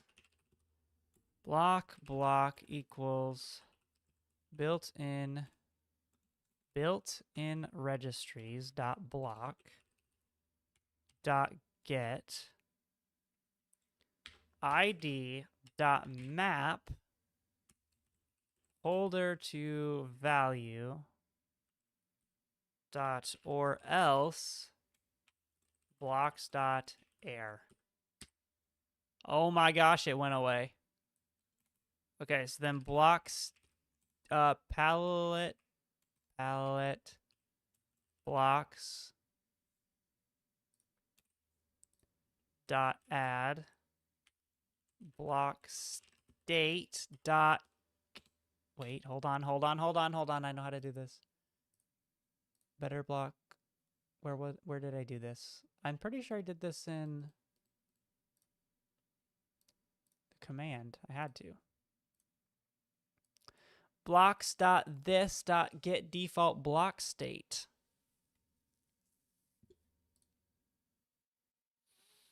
Palette blocks dot add block state dot, or can I just do block dot get dot default block state?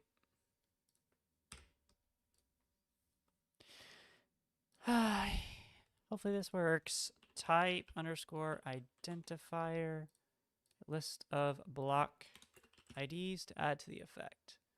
And you are upsetty, so we just do identifier.parse Minecraft diamond block. There's still one more error. Oh. We can't use this. I have to do this. Palette blocks. Okay. Is this gonna work? How long was that? 8 hours? It feels like it. It feels like it.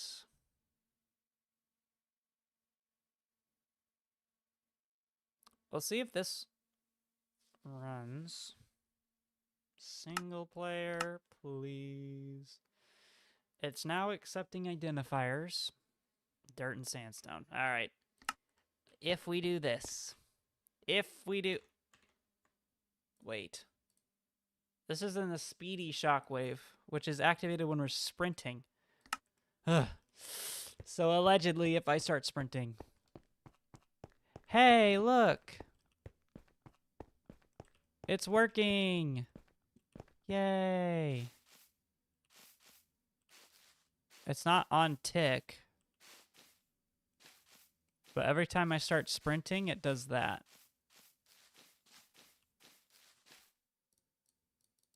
We need to figure out, though, because I want this to be... I want this to be running held. So we're going to try copying this enabling condition. Behavior activation. We're going to... Maybe this? No, because this doesn't seem right. This does not seem right. Let's see here. Let's take a look at some of the other abilities he has here to try to find... Because activation test, aim test. Is that going to be a toggle? Oh, it's just keybind behavior toggle. Oh, keybind behavior toggle.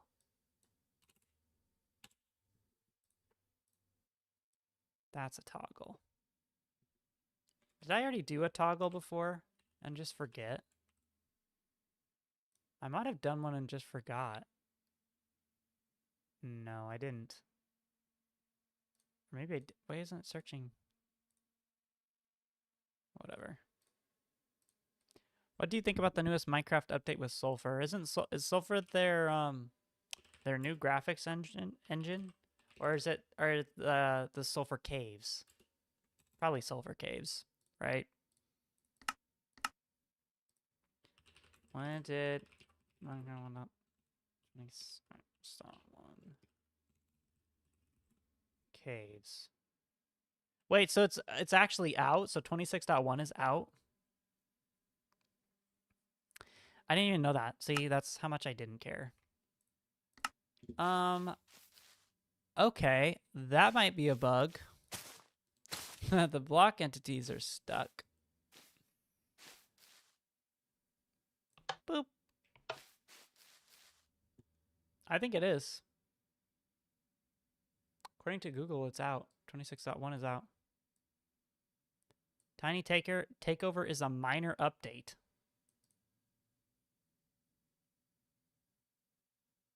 Oh yeah, I think it's like already out. It was the update 2 weeks ago.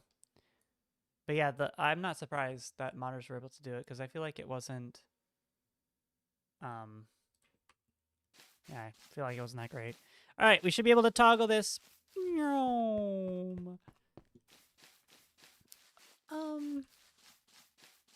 Hello? Hello? Why isn't it working? I think I know why. It's because it's not, or I know why. It's because I do it in first tick only. Because the shockwave should be in the first tick only. But my thinking was I could just spam it, you know, and have a trail behind. But we'll just make a separate ability for that. But yeah, there we go. Boom, shockwave. Boom. Now, one thing I want to do. Boom.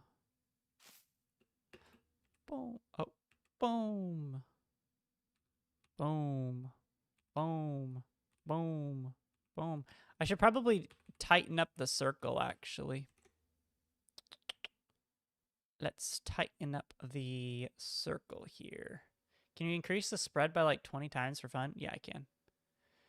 Let me just increase, though, the initial radius. I'm going to go to 0.25 so it looks a little better, or it doesn't. So it's a little more squished. And then you want to see it go forever. So we're going to keep this toggle here because I'm going to lose it. All right, so let's just set the radius to 50. The tick speed to... Should it be a half circle behind the player instead of a full? We can make a semicircle.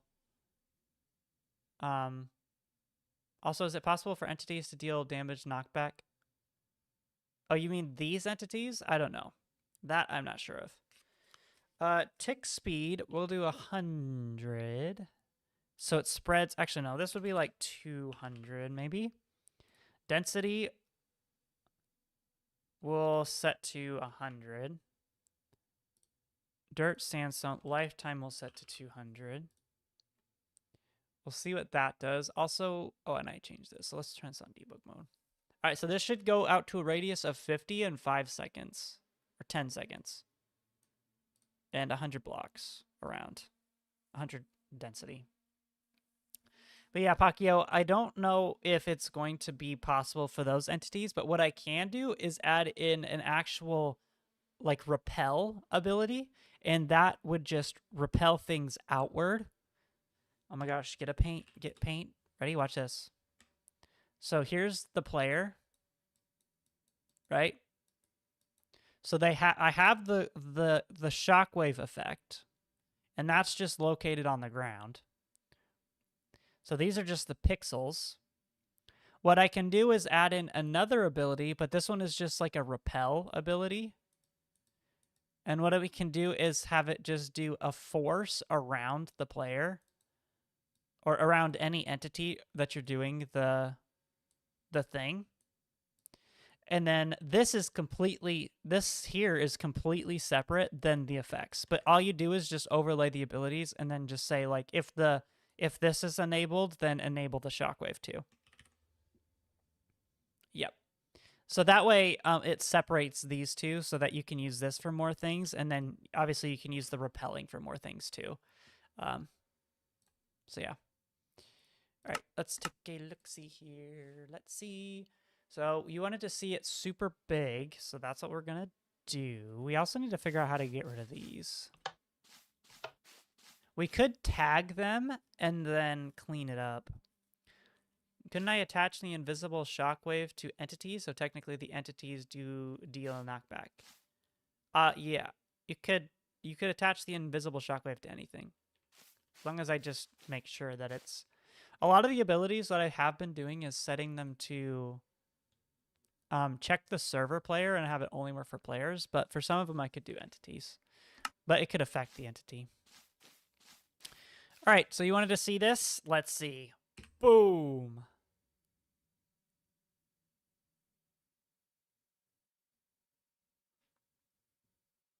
Interesting, interesting, interesting. I think what would make it better is if we changed the scaling. So down here, right now I'm setting the scale to 0.6. Let's set this to like 20. Also, that reminds me, I need to make this configurable. Code change. Wait for it, wait for it, wait for it, wait for it, wait for it, wait for it, wait for it, wait for it, wait for it, wait for it, wait for it. Code changed. Boom. Whoa. Oh, that's a little big. Let's see how cool that would be, or how cool that is. That's awesome. Boom. Wait, boom.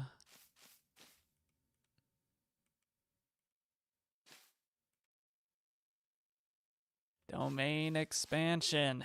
Infinite cubes. Although the rotation of it makes it look like it's not. It looks so cool. It does. It kind of looks like it's not centered. It isn't centered.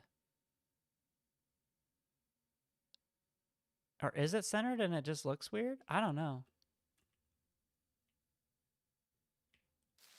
Boom. Oopsies. Oh, that's my... I think the size of the blocks make it look not centered. Yeah, I can't tell if that's it. I do have to add this center offset vector here because for some reason, my thing doesn't... My logic here isn't a perfect circle. Back to paint. Basically, boop.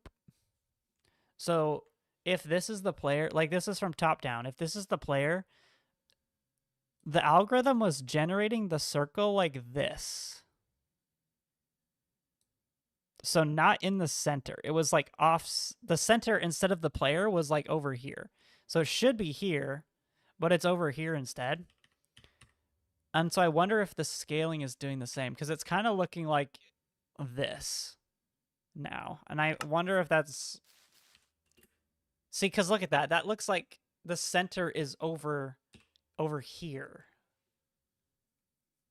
Can you modify the current particle code for landing and better shockwaves?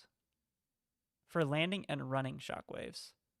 I'm not going to do that, but you can do that with the abilities. So there's a condition called sprinting, or is sprinting, that you can do here. That's what I was trying to do before.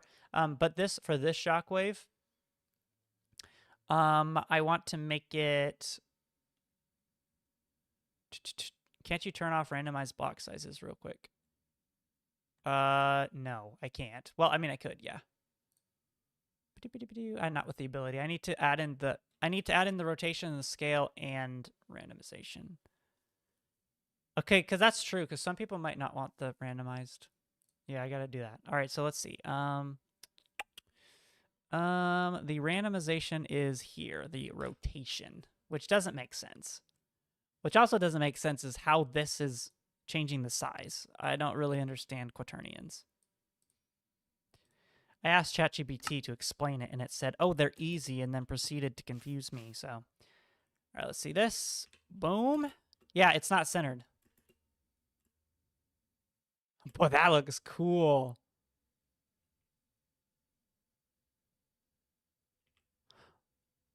Boom.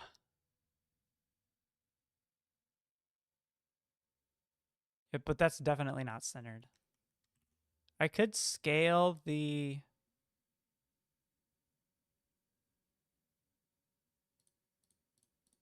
I mean, maybe it has something to do with this, but I don't know. For example, if you made a cement quirk, you wouldn't want randomly rotated blocks. Well, for the cement quirk, though, it would depend. Because I might use the block displays just to make it look like it's animated a little more, maybe. So, like, an example. So, say the cement made this wall here. There would be two ways to do it. It would be to go line by line. So, boom, boom, boom, boom. Like that. Like boo-doo-doo. Or one potential way is if I have an animate, because I want to make abilities like this that just build structures like generic. So people can use like build walls like this. But I could have a flag in there that said animate. And so instead of instantly placing the blocks, it spawns in the middle a tiny block entity or a tiny block display like this. And then I just have it quick grow really fast. And then when it reaches its full height, then I just delete this and replace it with the actual block. Like that. other thing that I could do is animate around, like little tiny block displays around to make it look like... There's a lot of things that I could do. Block displays are so cool. I just want to see this again. Vroom. Probably need to make it faster. I was thinking about that, but wouldn't that make it so you could go through the wall while it was growing? Yes. But the idea would that it would be faster. Like it would be fast. Like you couldn't run through. It would be just viewed enough to see it, you know? You can add an invisible force field. Yeah, I think it would just be if you make it through while it's still animating, then you're good. I don't know how good that would be for performance. Yeah, I don't know how much these block entities are going to affect performance. Gonna be honest, but they're still cool anyway. Let's see. Yeah, that's only a teeny tiny spike, you know? Let's get a bunch of these.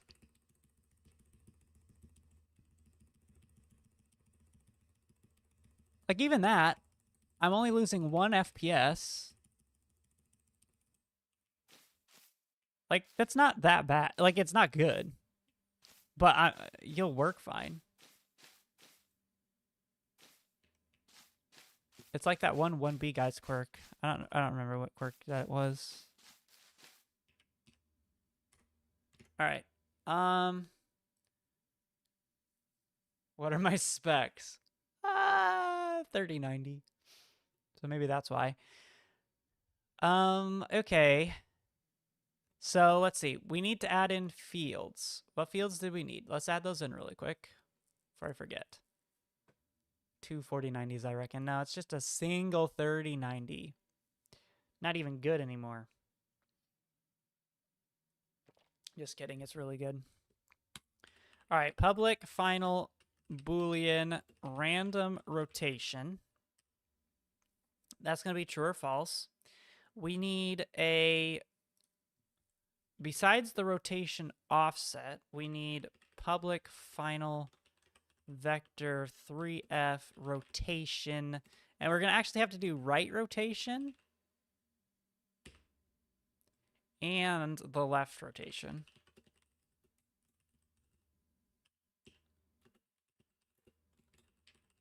And that's going to be the final rotation. Personally, I wouldn't use these, but someone might because they're freaky. Random rotation, true or false. Oh, and then the scale. Public final vector 3f scale. So we need 3 more vectors. So we'll do Control D. 1, 2, 3. This one is going to be right rotation. This one is going to be left rotation. This one is going to be scale. And then duplicate this. Random rotation. Defaults to true. So that's random rotation. This one is scale. This one is left rotation. And this one is right rotation.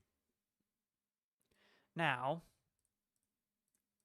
the defaults for right rotation are here. Set right rotation. And, this is a quaternion. I hate you, quaternions. I despise you. I despise you. Maybe do you think I should give people the ability to change the rotation specifically? Oh gosh, it's too big. Is this going to be too big too? Oh my gosh. Do you think I should let people be able to change the rotation, the ending rotation of the shockwave, or should I just let that either be a solid block or rotate it however I rotate it. I feel like I don't care enough to let them do these two rotations. It's just going to be my rotated or the highway rotated. You know what I mean? I think that's going to be the case. I'll keep scale though, because that's probably good. Or that's probably useful. 0.6, I think, is the 0.6. And I guess we could do initial scale, final scale. Final scale. Like, I did all the work for them, so they can live with not having one little tiny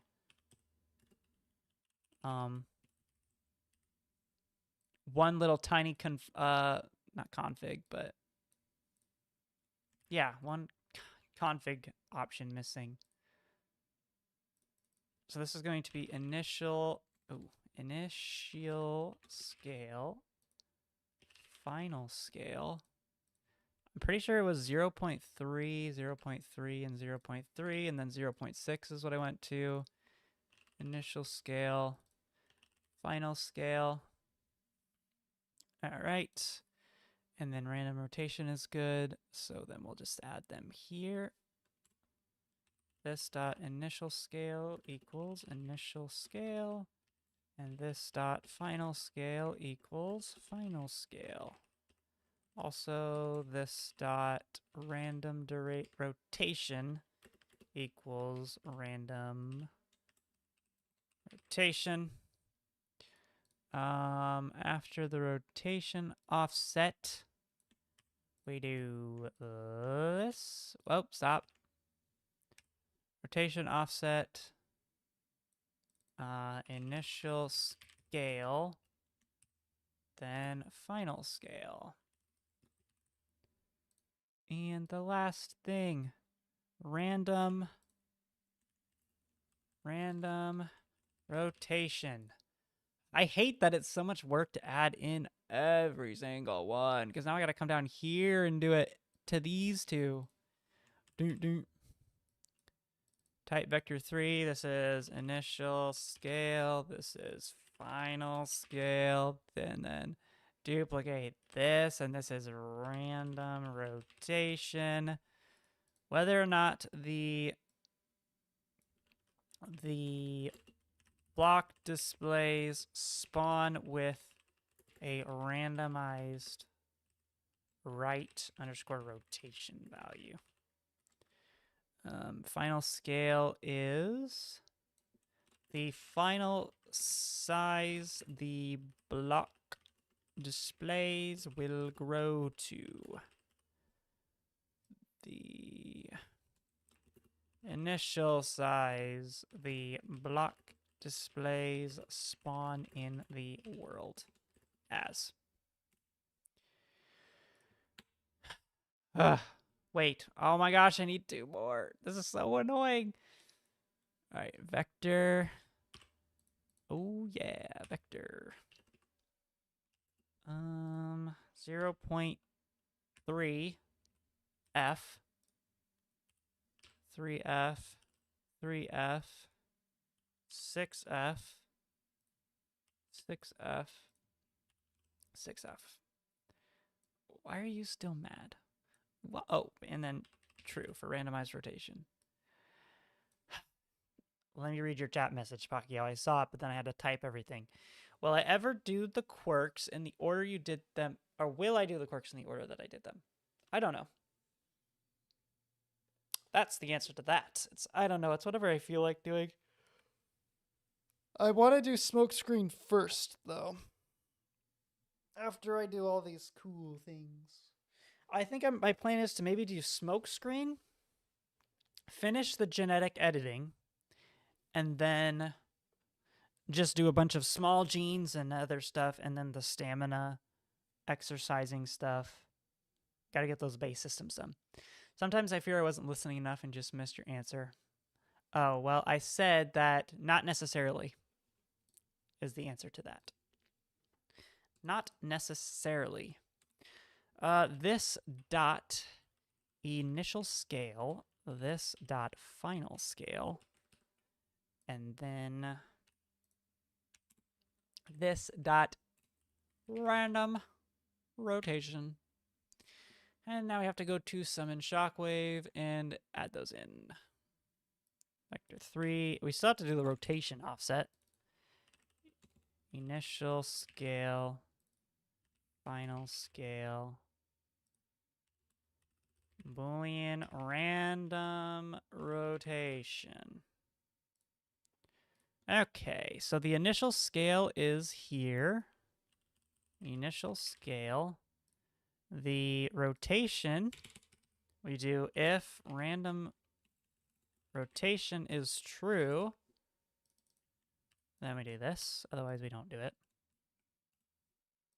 Set the interpolation tick speed, random decay, and then we have to pass down pending transforms. We have this record for display translation. We should also probably add a vector 3f for the final, for scale here. And then what we can do is in the pending transform, when we create it, we do final scale. And so that way we're saving the final scale so we can apply it here.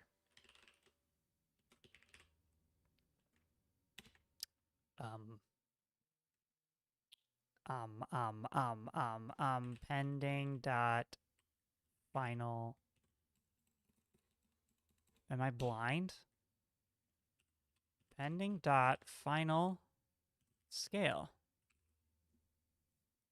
Hello? Oh, it's just dot scale. There. So now works. What else could he add to stockpile, really? Oh, you're curious as to what I would change in stockpile. One of the things I'm going to change are the effects of stockpile, obviously, and that's part of what this is going to help with. Because I wasn't like the effects, and also maybe a few more like moves to do. Because that one's like a fighting one. So I plan on adding in a bunch of like base fighting moves, like punching, kicking, roundhouse kick, maybe even some animations and stuff for them. And then just throw them in power stock, but then make them generic so anyone can just add them. Because power stock really is just the power of whatever quirks that you have and the stockpiled energy. Add that one move he did with overhaul. You mean the punching so much and then like the punches after imaged or whatever. Maybe move slightly changing depending on the output would be cool. Yeah, that actually would be cool. I should write this down. I'm going to steal that idea. Let's see. Your Hero Academia. New note. Ideas I stole from viewers. For power stock, making moveset change based on percentage or stored power. Do you still have that list of ideas? I do somewhere.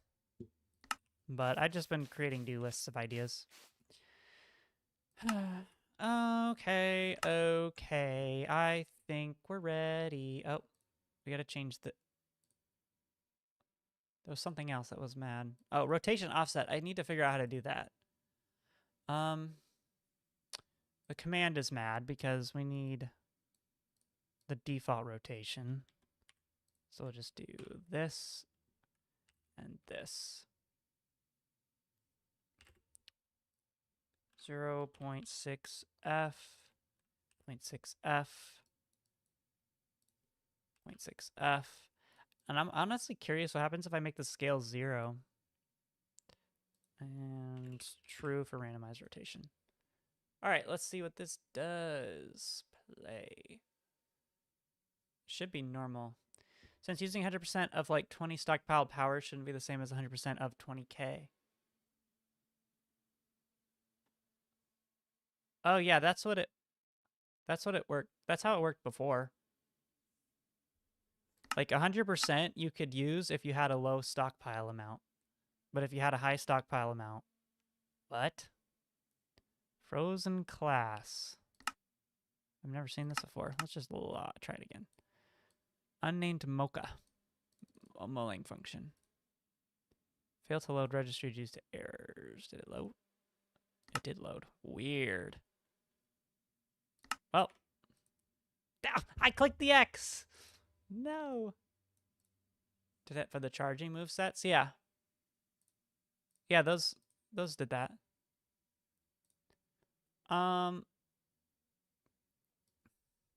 Speedy Shockwave. So radius 50, tick speed that. Let's do initial scale we don't care about, but final scale. That's where we want to do the we'll do 15, 15, 15. And see how that is.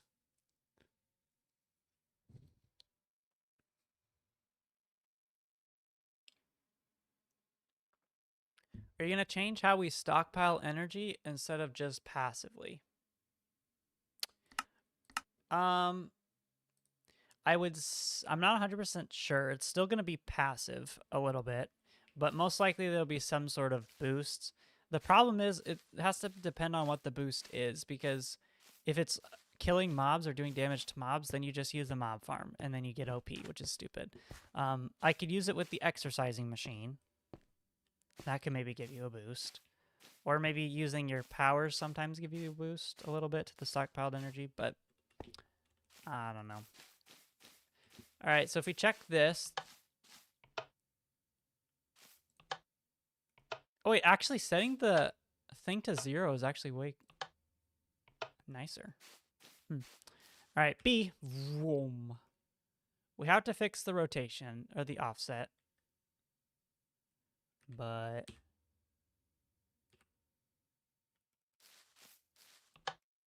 yeah, that looks way better. I should have set the rotation to 0 this whole time.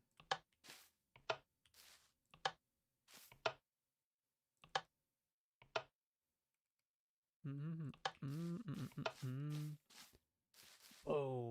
Oh, wait, I want to use this one. This one's so satisfying. Make it cloud and smoke and stuff.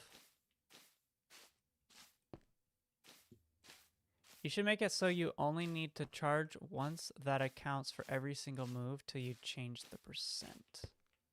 You should make it so you only need to charge once, and that accounts for every single move till you charge the percent again. Oh, I think I know what you mean. So, like, for example, if I have a jump move and a punch move, I would only have one button that charges. And then once I'm charged, I can either jump, use the full charge, or punch, use the full charge. That's what you mean? Yeah, Bruce Wayne, it doesn't use stockpiled power. Only when the user is out does it. Only when the user is out of power. Or sorry, it doesn't have the quirk anymore, does it use up power. And I think my plan for that is we're going to have a... Yeah, it would make it easier to not overcharge, but also make it less controlling. Yeah, that's true. Hold on. Sounds strange. Okay. But I think what I'm going to do for power stock and transferring is using the body system. So I say body display, debug. Using this, I'm going to store your stockpiled energy in like your chest. And when you lose / transfer away stockpile, then I'm going to give you a temporary power, and that power is related to losing your charged up power. So basically, it decreases your earn ability. It will decrease your charged.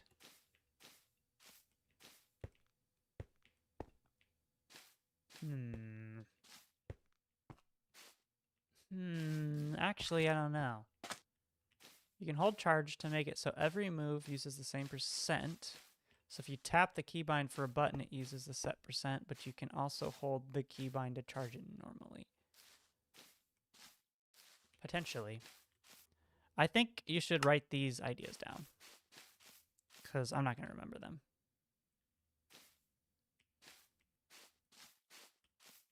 All right, so we got big explosion, and it has final scale, initial scale. Let me set the initial scale to 0.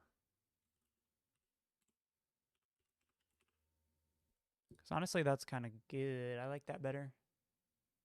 Restart. Okay, the last thing, though, for the Shockwave ability is I need to be able to apply the rotation offset, which this shifts the plane that the circle is drawn on. So we get this. Right now, if we have the X, the Y, and the Z, the Z axis, like that. Right now, the circle is always being drawn along the Z axis. Now this actually might be Y axis. I don't know. But to rotate it 90 degrees to go, for example, to this, I just realized you can't really tell. But like along the X axis, that's a 90 degree. No, that's actually a 45. No, it's a 90 degree. 90 degree rotation along this axis.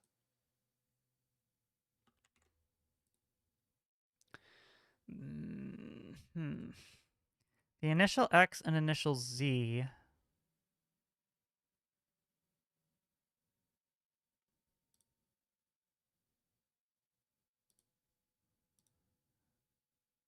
Maybe we just add it here. Wait, like to whenever I calculate these two, the X and Z, or X, Y, and Z. I just add the offset. I mean, I guess we could see what happens. First, let's look at this power. I'm curious.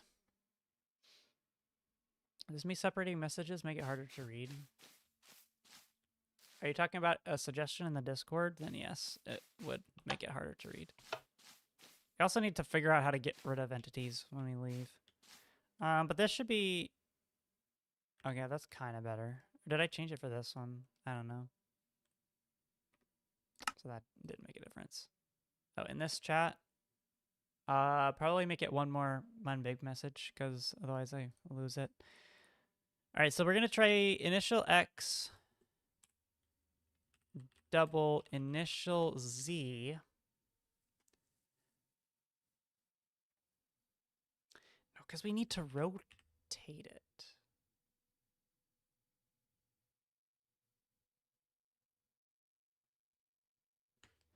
Because if I have this and I wanted to rotate it around start position, end position.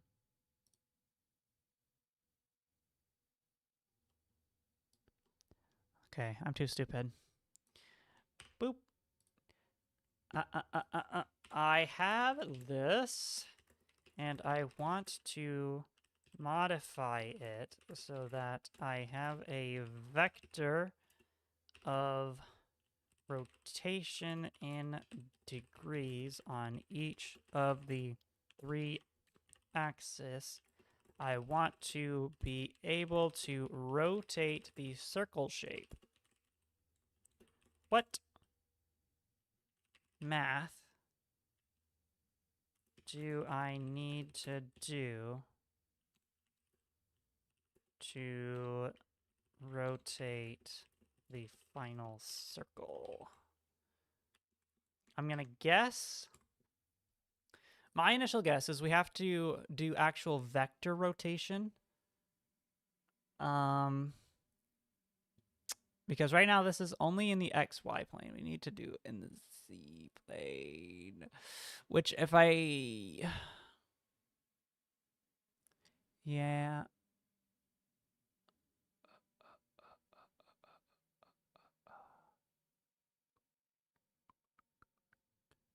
Oh no.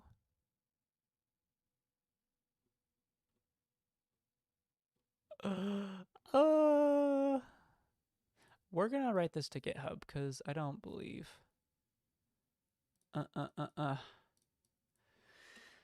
BW Shockwave is functional except for the rotational offset.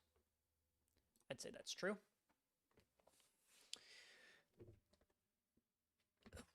So basically, we need to convert the X, Y, and Z offset, which we're doing here, into a vector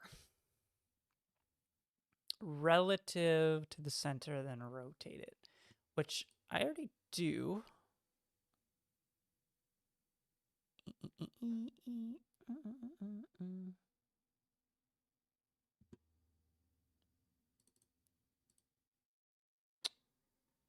Replace my positional math to use initial radius times that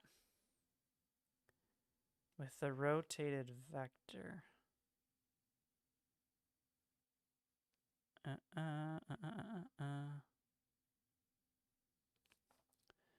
Update my usage. All right. I'm not sure.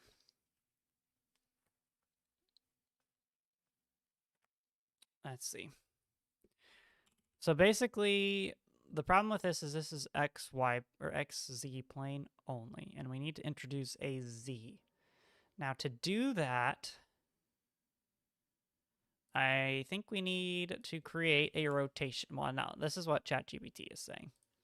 We need to rotate it first, and to do a rotation, you need to use a stupid quaternion, which we're using one down here. I just don't really know what it works, or how it works. So, rotation equals. And this is going to be a new quaternion. And allegedly this has a rotate x, y, z function. And so we can take this and do math.toRadians. And then we need to do the x of the rotation offset. Rotation offset dot x. X. Probably like that. And then we do the same thing for y and z. So now we have this rotation quaternion. And what we can do with this is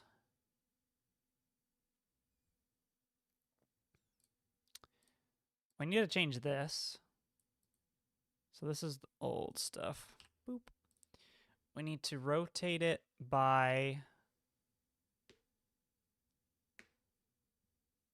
the offset. So let's do vector 3f offset equals new vector 3f. And inside of here, we're going to do another float. The initial radius plus, or multiplied by the cosine of theta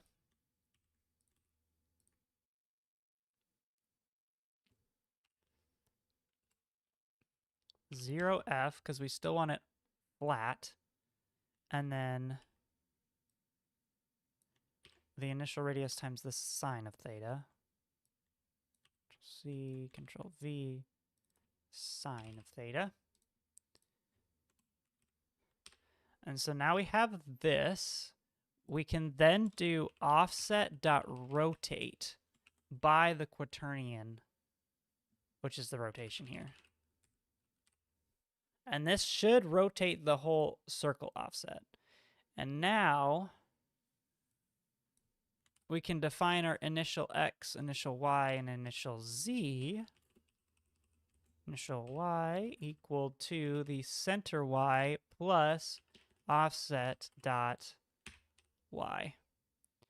And we change that here. Offset dot x, offset dot z.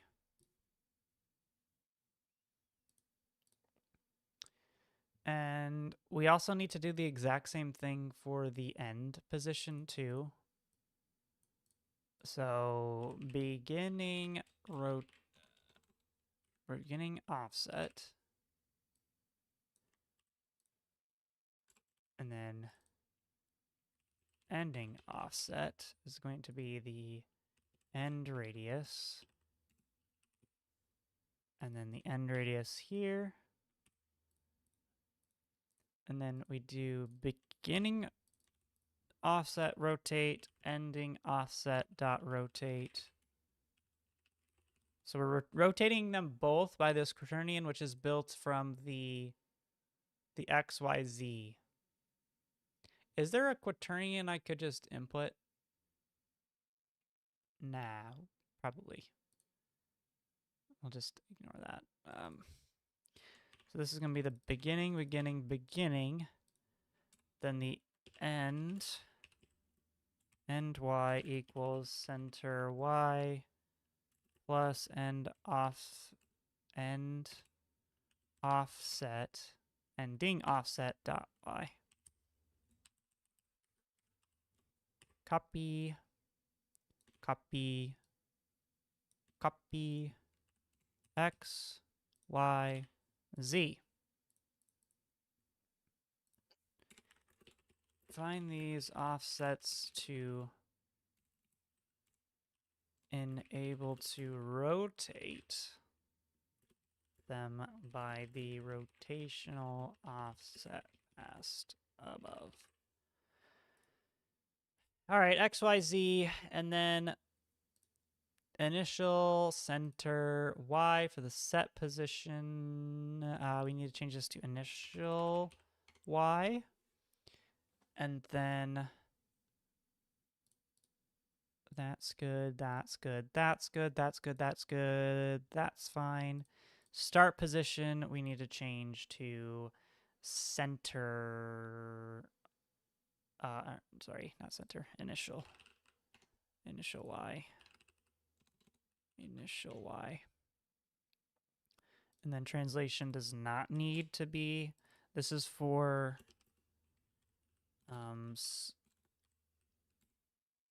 the movement required to get to from the inner radius to the outer radius. Okay. Now, we could do this in a... Nah, I like that. Does this not rotate the circle shape? Only the individual block displays. Set right rotation. If you're rotating each block randomly, not the formation... Wait. What? Right rotation. Yeah, I know. That's fine. Wait. Ooh, end Y. Didn't use it here. End Y. That would have been an annoying bug to fix. All right. Let's see what this does. We're going to have to run this twice. So right away, it shouldn't do anything because our rotational offset is 0. So it should not change the behavior. Dun, dun, dun, dun, dun. Da, da, da, da, da. Oop. We just clear those away. So check to make sure that this works. Okay, normal works, this works, and this works. Now, disable. Now let's stop this. Let's head into BD test. This is too big, so we're going to try the foot shockwave. We're going to call it punch shockwave. Radius 5, tick speed 40, density 50, location offset is fine. Rotation offset, we're going to see what happens if we rotate it 90 degrees in this. And location, I really want this to be relative to where they're looking, which we can't do currently. So we're just going to do 2 in the X direction, and it's only going to work there for now. We got to make it rotational. 90. Punch, shockwave, list index 2. Palladium keybind. All right. Let's see. Ow. Boom. Pressing this button should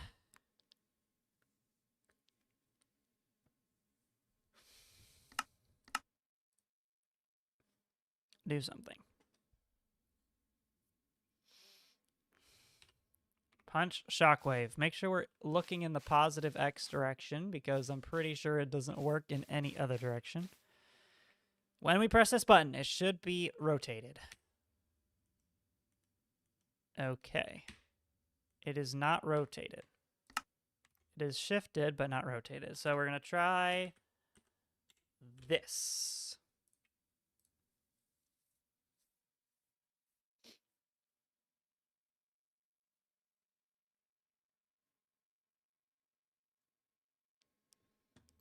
And while this is loading, can I add in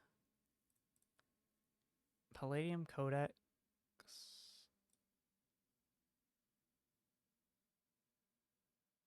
Because if I can have positional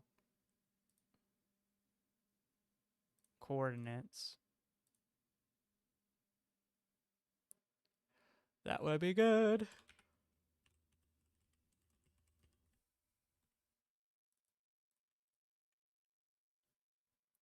Quaternion components. Oh my gosh, I can add in a quaternion. Matrix. Non-negative, positive, int. URI, code point. Non-empty string.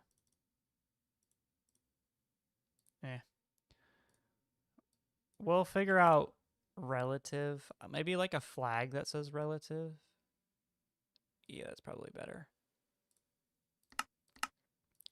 How's the coding going? Well, we're about to test. We've made all of the shockwaves configurable, so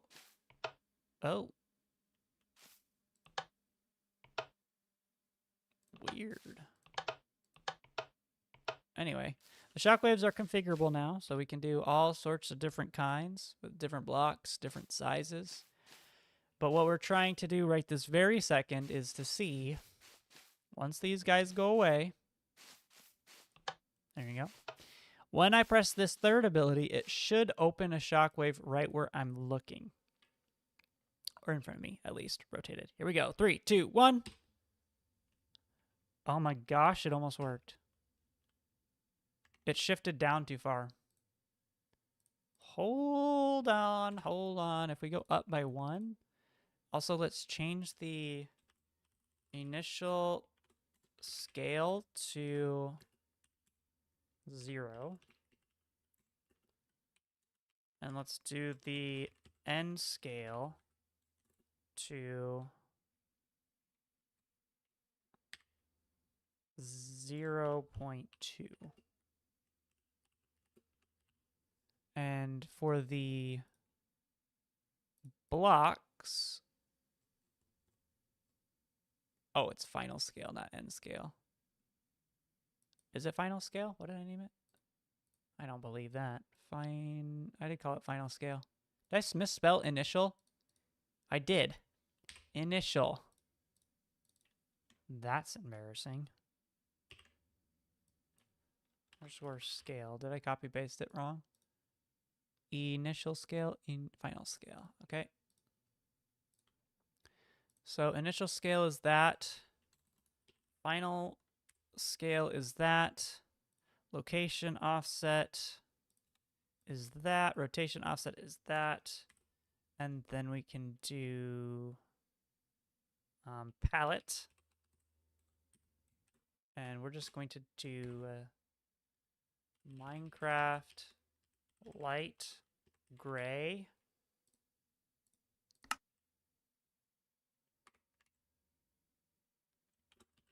Concrete.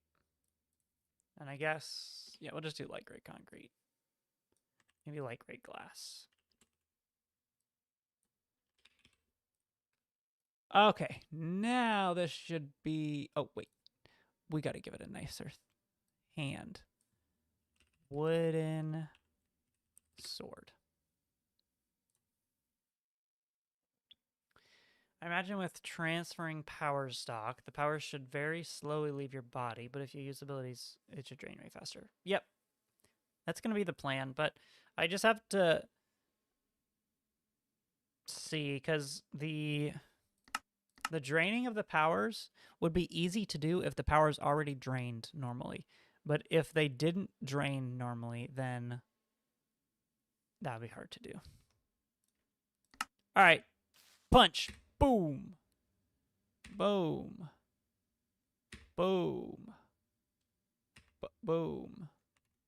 Why is this so not dense? 50. Because the scale is so small. 200. Radius 5. Tick speed 4. 40. Honestly, we can make that 20. Lifetime 20. That might be too fast. How about 35? Initial scale, final scale, location offset. Did I change? This needs to go by 2, I think. Let's try that.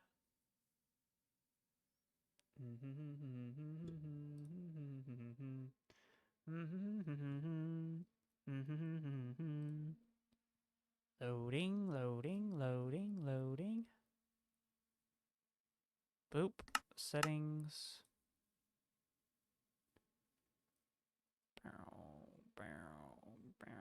Boom. Oh, look at that. Boom. Boom. It is not relative to the players looking. It always goes behind them, so I can go boost. Oh, boost. Boost. Boo, boo, boo. Look at, I'm running so fast. That actually looks cool. Look at that. Me running faster than the speed of sound.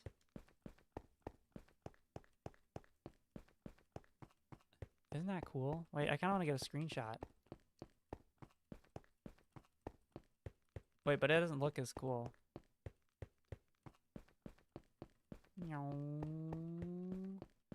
Wait, is that cool or what? My chat went away. Come back. Way better. Yeah. Let me go back here. Let me get options. Yeah. No, wait. It's N. No. It's not centered. Or whatever. Screenshot. All right. Okay, so yeah, we really need to make it locational. Or make the location offset based on relative coordinates. In regular Minecraft, you do that by using the carets. So if I spawn an armor stand here and I use this, you can see it's following wherever I'm looking. The reason this is working is because I'm using these relative carets instead of positional coordinates like this. So we need to figure out how to do this, but for this, which I don't know how to do. I know, let's do this. Boop, boop, boop, boop. BD Shockwave now has a rotational offset. Commit. I know we'll need a relative. Public final Boolean use relative. It's going to be a relative. We'll just say relative defaults to false. Use relative. Then we come down here. We add in this. Use relative. Relative. Use relative. And copy this. This relative would only be for if you start rotating it and want to put it like in front or behind you. First tick.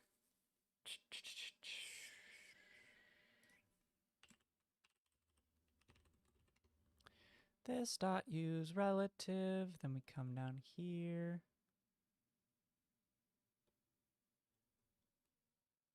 We do this. Just relative.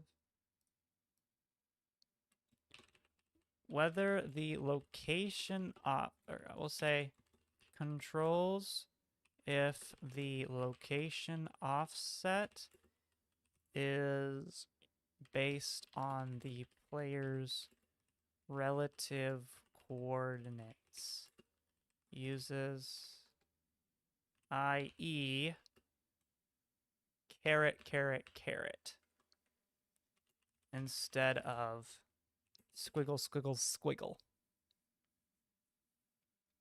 I'm going to make stockpile transference have a limit to how many quirks it can hold? Probably. I don't know how I'm going to do it, though. But it'll probably have a limit.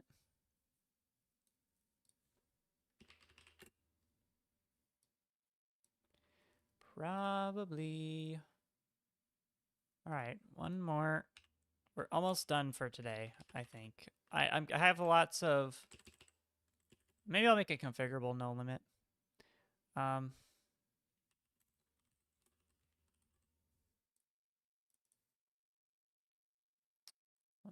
problem. But yeah, I think that's going to be... Once we finish this last thing, I'm going to be done for today.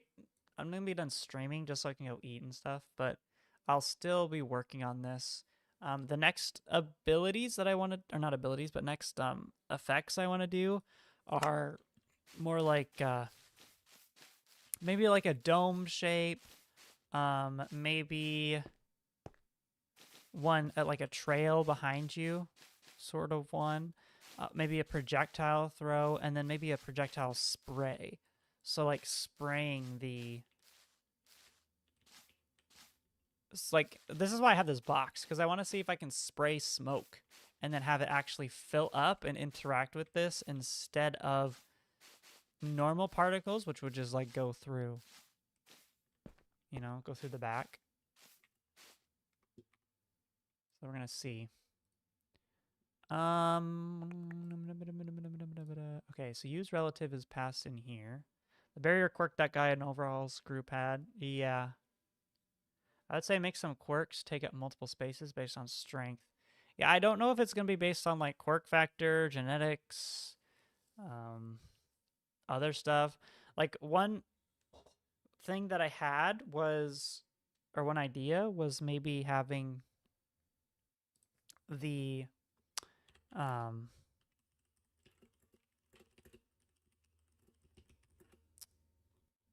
was I saying? Oh, having you have to like do something to steal a quirk, like fight in a quirk vestige area or something. I don't know. I don't know. We'll see. All right, so location offset.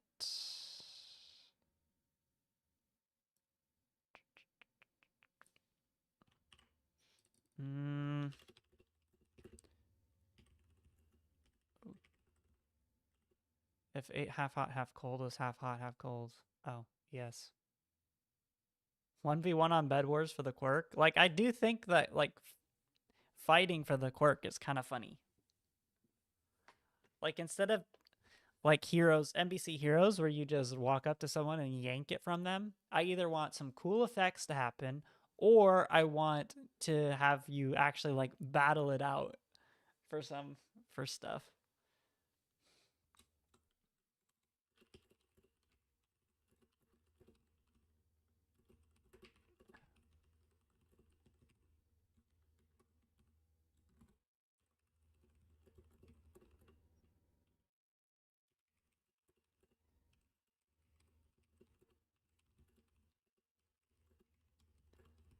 Same way the just this.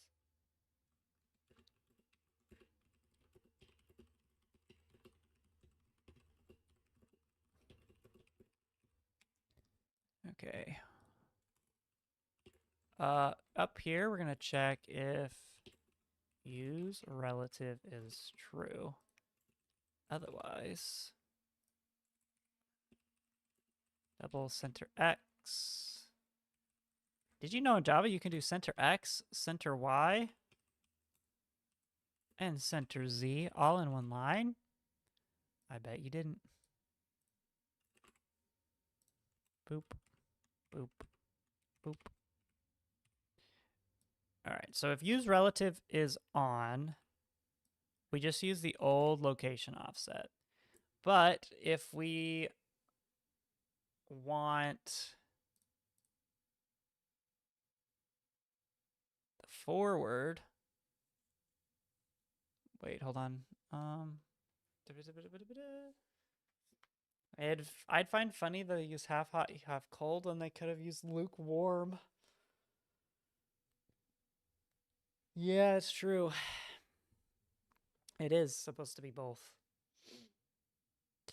Let's see. If using relative coordinates, it is the same as doing this instead of this. So we need to get their forward vector, and I think, let me Google, what are the other two? I think it's left and right or something. What do the this in Minecraft commands mean? Local coordinates relative to where those looking, unlike tildes, which uses that, carets use. First is left and right, second is up and down.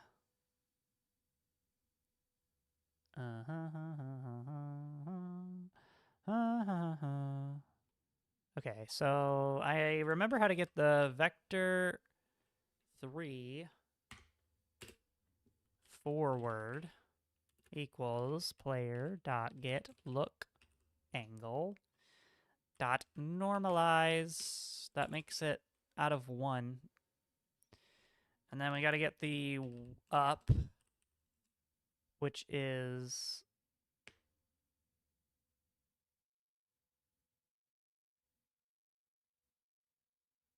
vec3, because these are the Minecraft ones.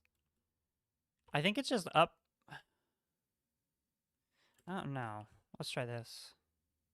0, 1, 0, 1 in the y direction.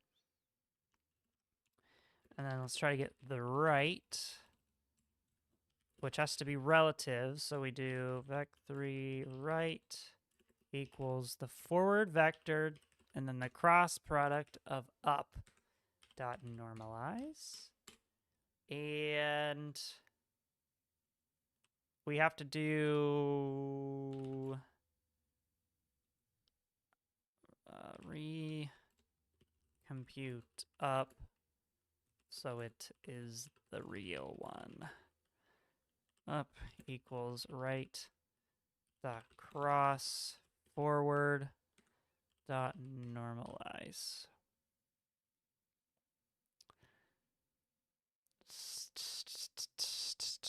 So then our offset is going to be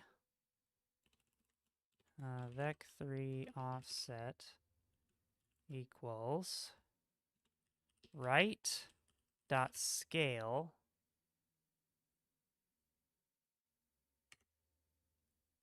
location offset dot get 0, and then we do dot add up dot scale and scale on the location offset dot get 1, and then dot add forward dot scale location offset dot get 2. Why do I have so many parentheses? Am I missing some? Or not missing? Do I have too many? Okay, so we have scale. Then we have the add, which should be like this. And then delete one of these. And then we have an add here, which is for the scale.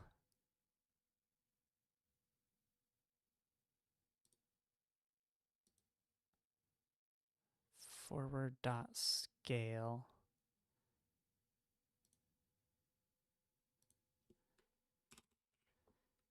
I think we need to pull these out. Relative x equals location offset dot, I guess we can do dot x or dot x. And then duplicate this. We'll do y and z. Y, oh, shoot. Nope. Stop it. X, y, z. Oh, z. And then for the offset, we do scale local or relative x. Then we do up dot scale for relative y, and then forward dot scale relative z. Now center x equals player dot get x plus offset dot x. And then we do the same for y and z. X, y, z. Y, z, y, z.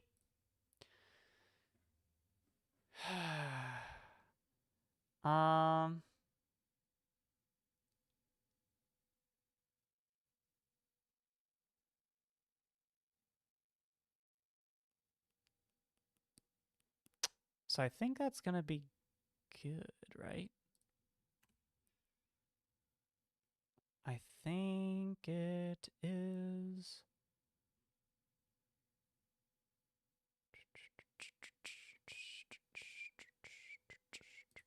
Right cross forward. I think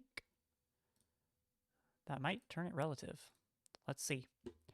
So instead of doing this, we do 2, which should just be in our look direction. And we just have to set relative to true. Relative equals true. See, that works. Stupid vector math, I hate it.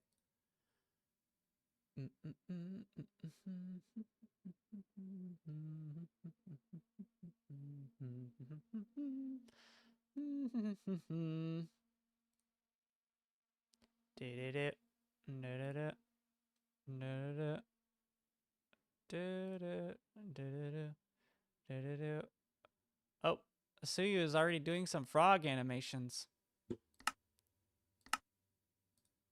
in the Discord. All right, let's see. Does this work? That one works. This one still works. Okay, so we didn't break the non-relatives. Now, the question, will this one work in the direction that I'm looking? Kind of.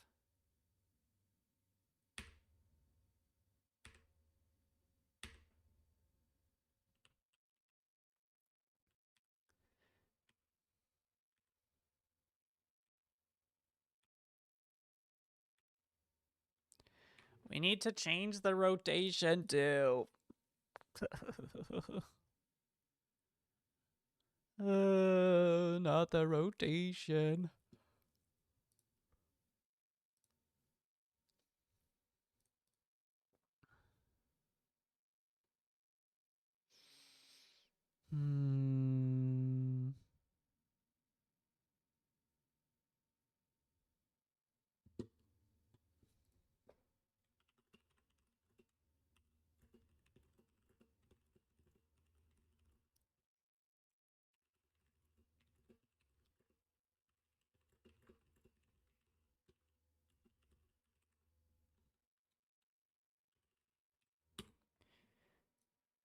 Let's do this.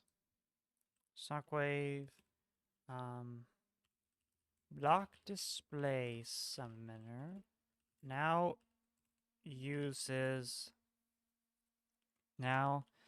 has an option relative locations. Offsets commit. We got to do the same thing for this rotation and this quaternion, but I'm not 100% sure how that's going to work. I think we just have to, because I thought rotating the center point would be enough, but turns out it's not. We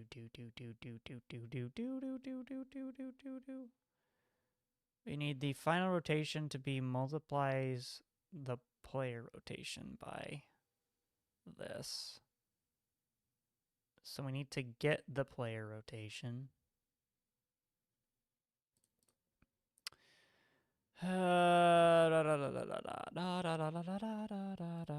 Let's see. So quaternion F player rotation.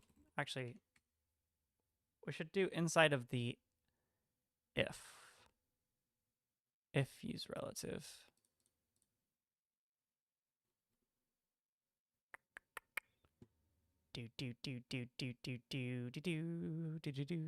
So let's do a quaternion F rotation and player rotation. So the rotation is just going to be equal to this. This is just normal rotation. But for this, we need to get the player rotation. Player rotation equals player dot get rotation.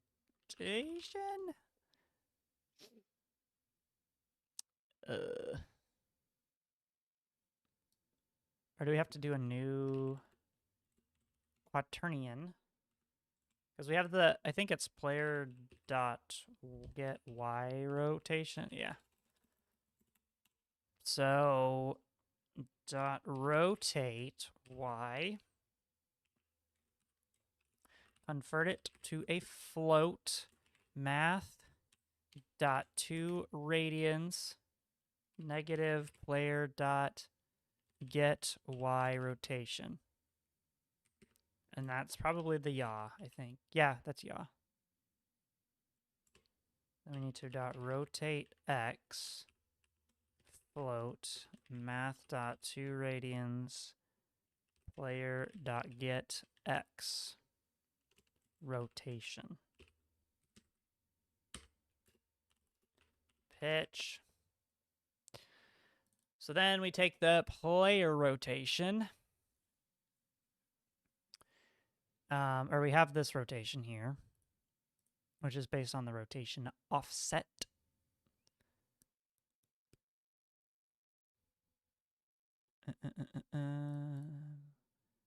Which rotation offset is up here, so that's fine. So then the custom rotation is here, like this, and then we just have to do final rotation. Can I just do rotation equals new quaternion, and then just do the player rotation multiplied by the rotation.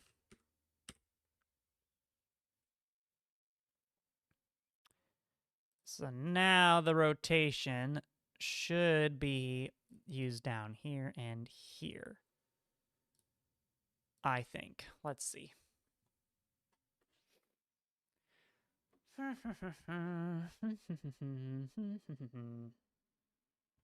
hope this is done because I'm really hungry.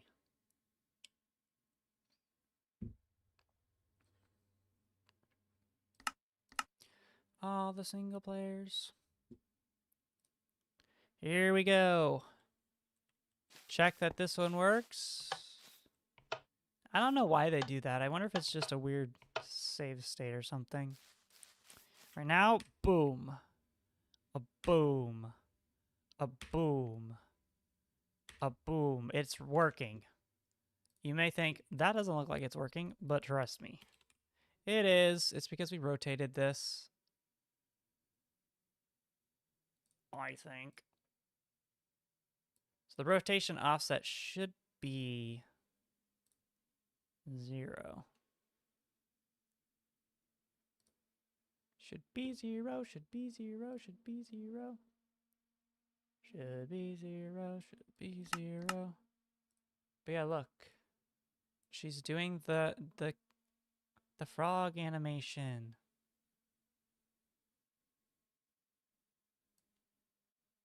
See, guys, all you have to do is just believe in yourself, and you can do all sorts of stuff. Excuse me? What in the world?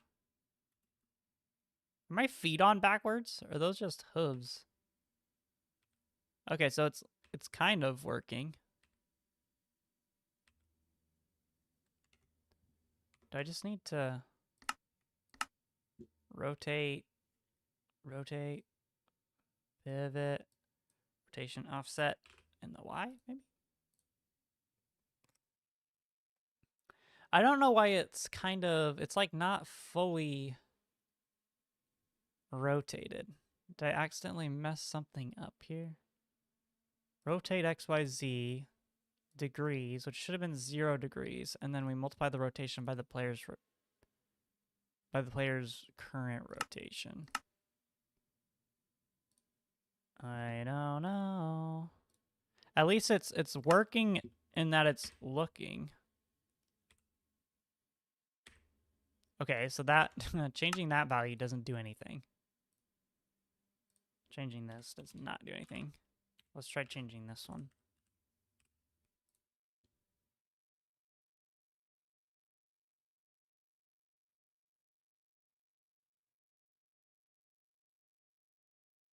I'm visualizing my head. I think we have to change 2 values.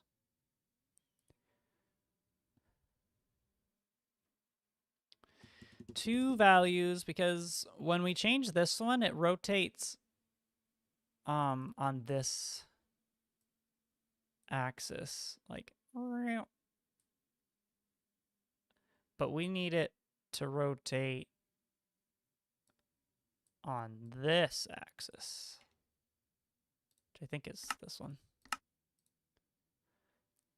I don't know, I am confused. Boom. Hey, look! Wait, delete those. Boom. Boom. Boom. Boom. We just need to shift it up a little bit. Shift it up by,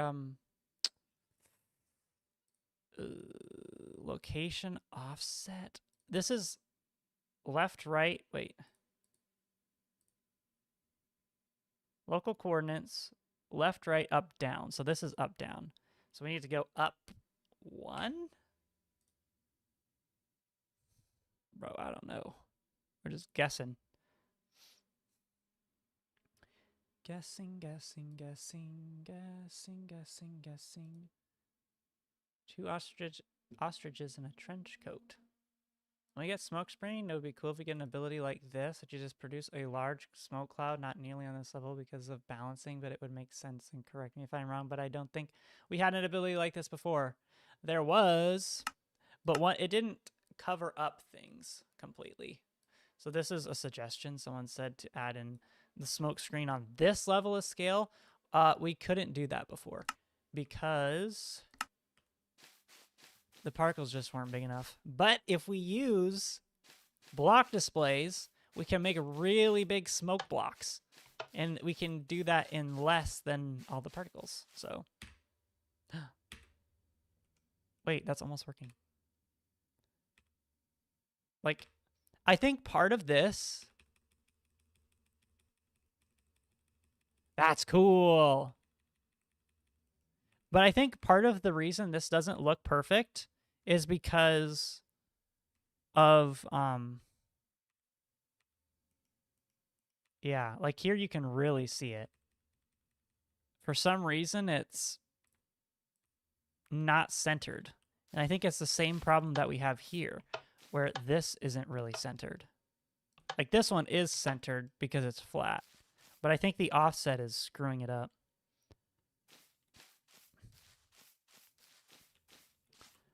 The offset is screwing it up, but I don't know how to fix that really at this point in time. But like I can manually shift it up and over.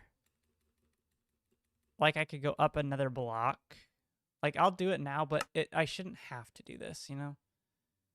I shouldn't have to. Because we can go up a block, and then to the right. Negative numbers move left, positive to the right. Yeah, I think that's good.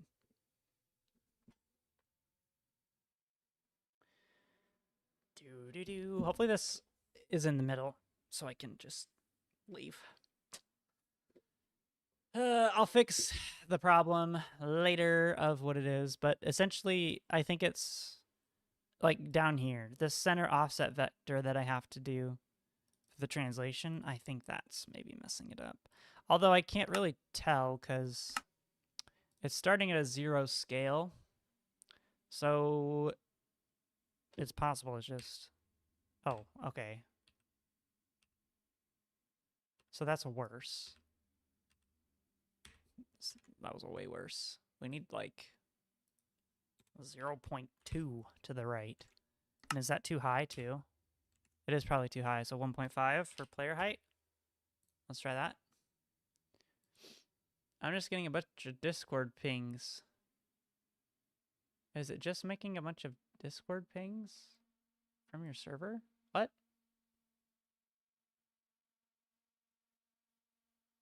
What do you mean?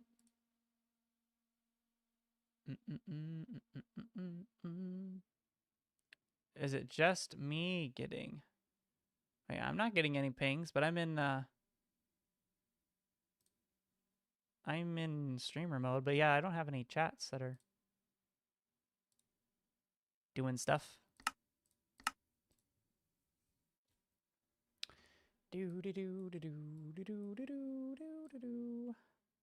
All right, and boom. Okay, come on. Okay, that's the right height, though. It just needs to shift over.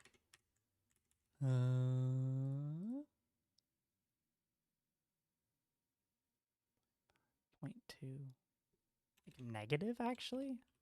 Negative 0.5?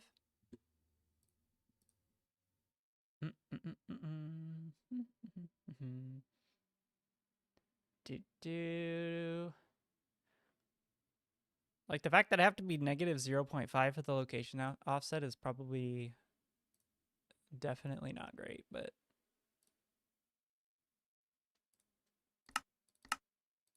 I really don't like that I have to reload the whole game. Oh. I don't know what the deals are with those guys. And now that's too far. Come on.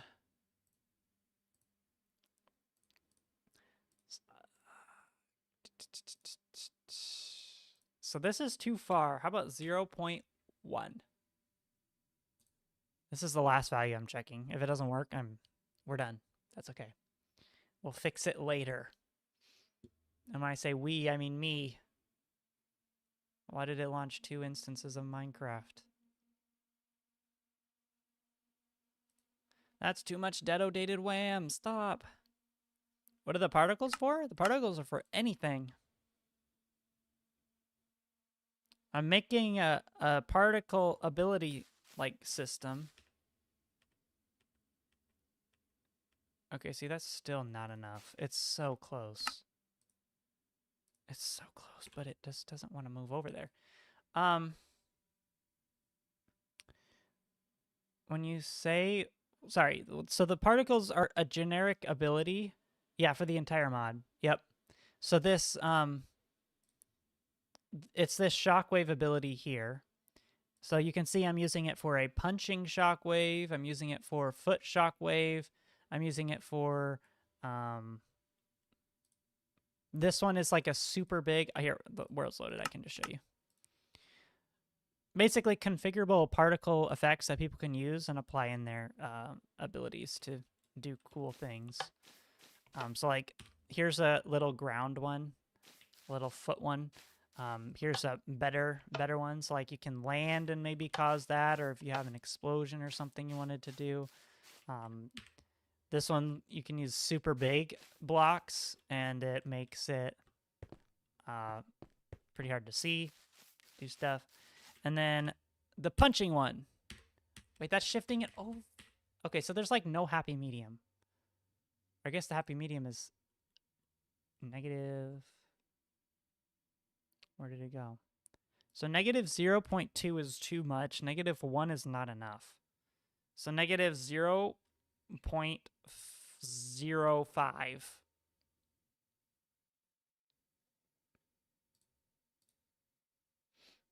You should make blood particles coming off the player when they lose a limb or take severe damage, and it can apply different levels of depending on exhaustion level.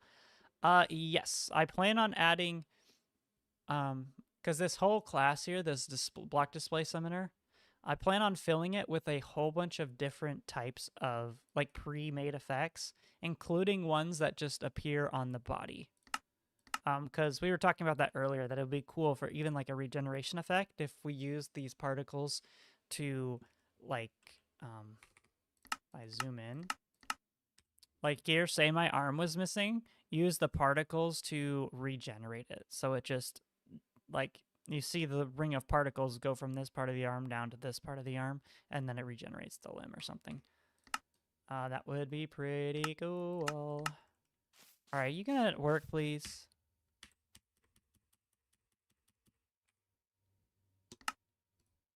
I mean, whatever. You know what? We'll just go to 0. Boop.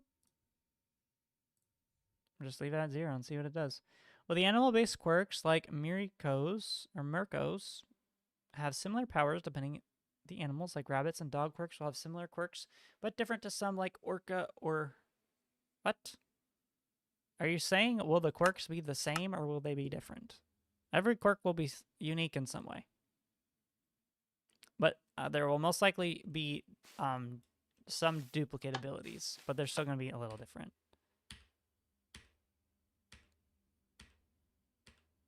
Yeah, I don't know how to get this any more perfect, but I just have to fix the offset.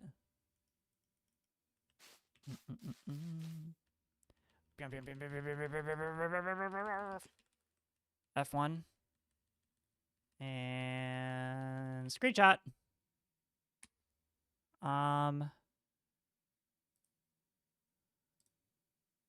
Let's see. Was that screenshot good enough to put in teasers for the people who didn't show up? Because I think we're gonna be. I think that's gonna be it for today. I gotta fix that offset sometime. But right now I am too hungry to focus. Oh yeah, that's cool. Oh, this was my attempt at the particle stuff. Copy. At making the particles reactive. Oops. So I was able to get parts of this cloud to like disappear, but it was very complicated and I was not having fun, so we scrapped it. It's technically on another branch, but all right, here we go. At teasers. Just one of the effects you can now make with a single ability. Today's stream was quite productive.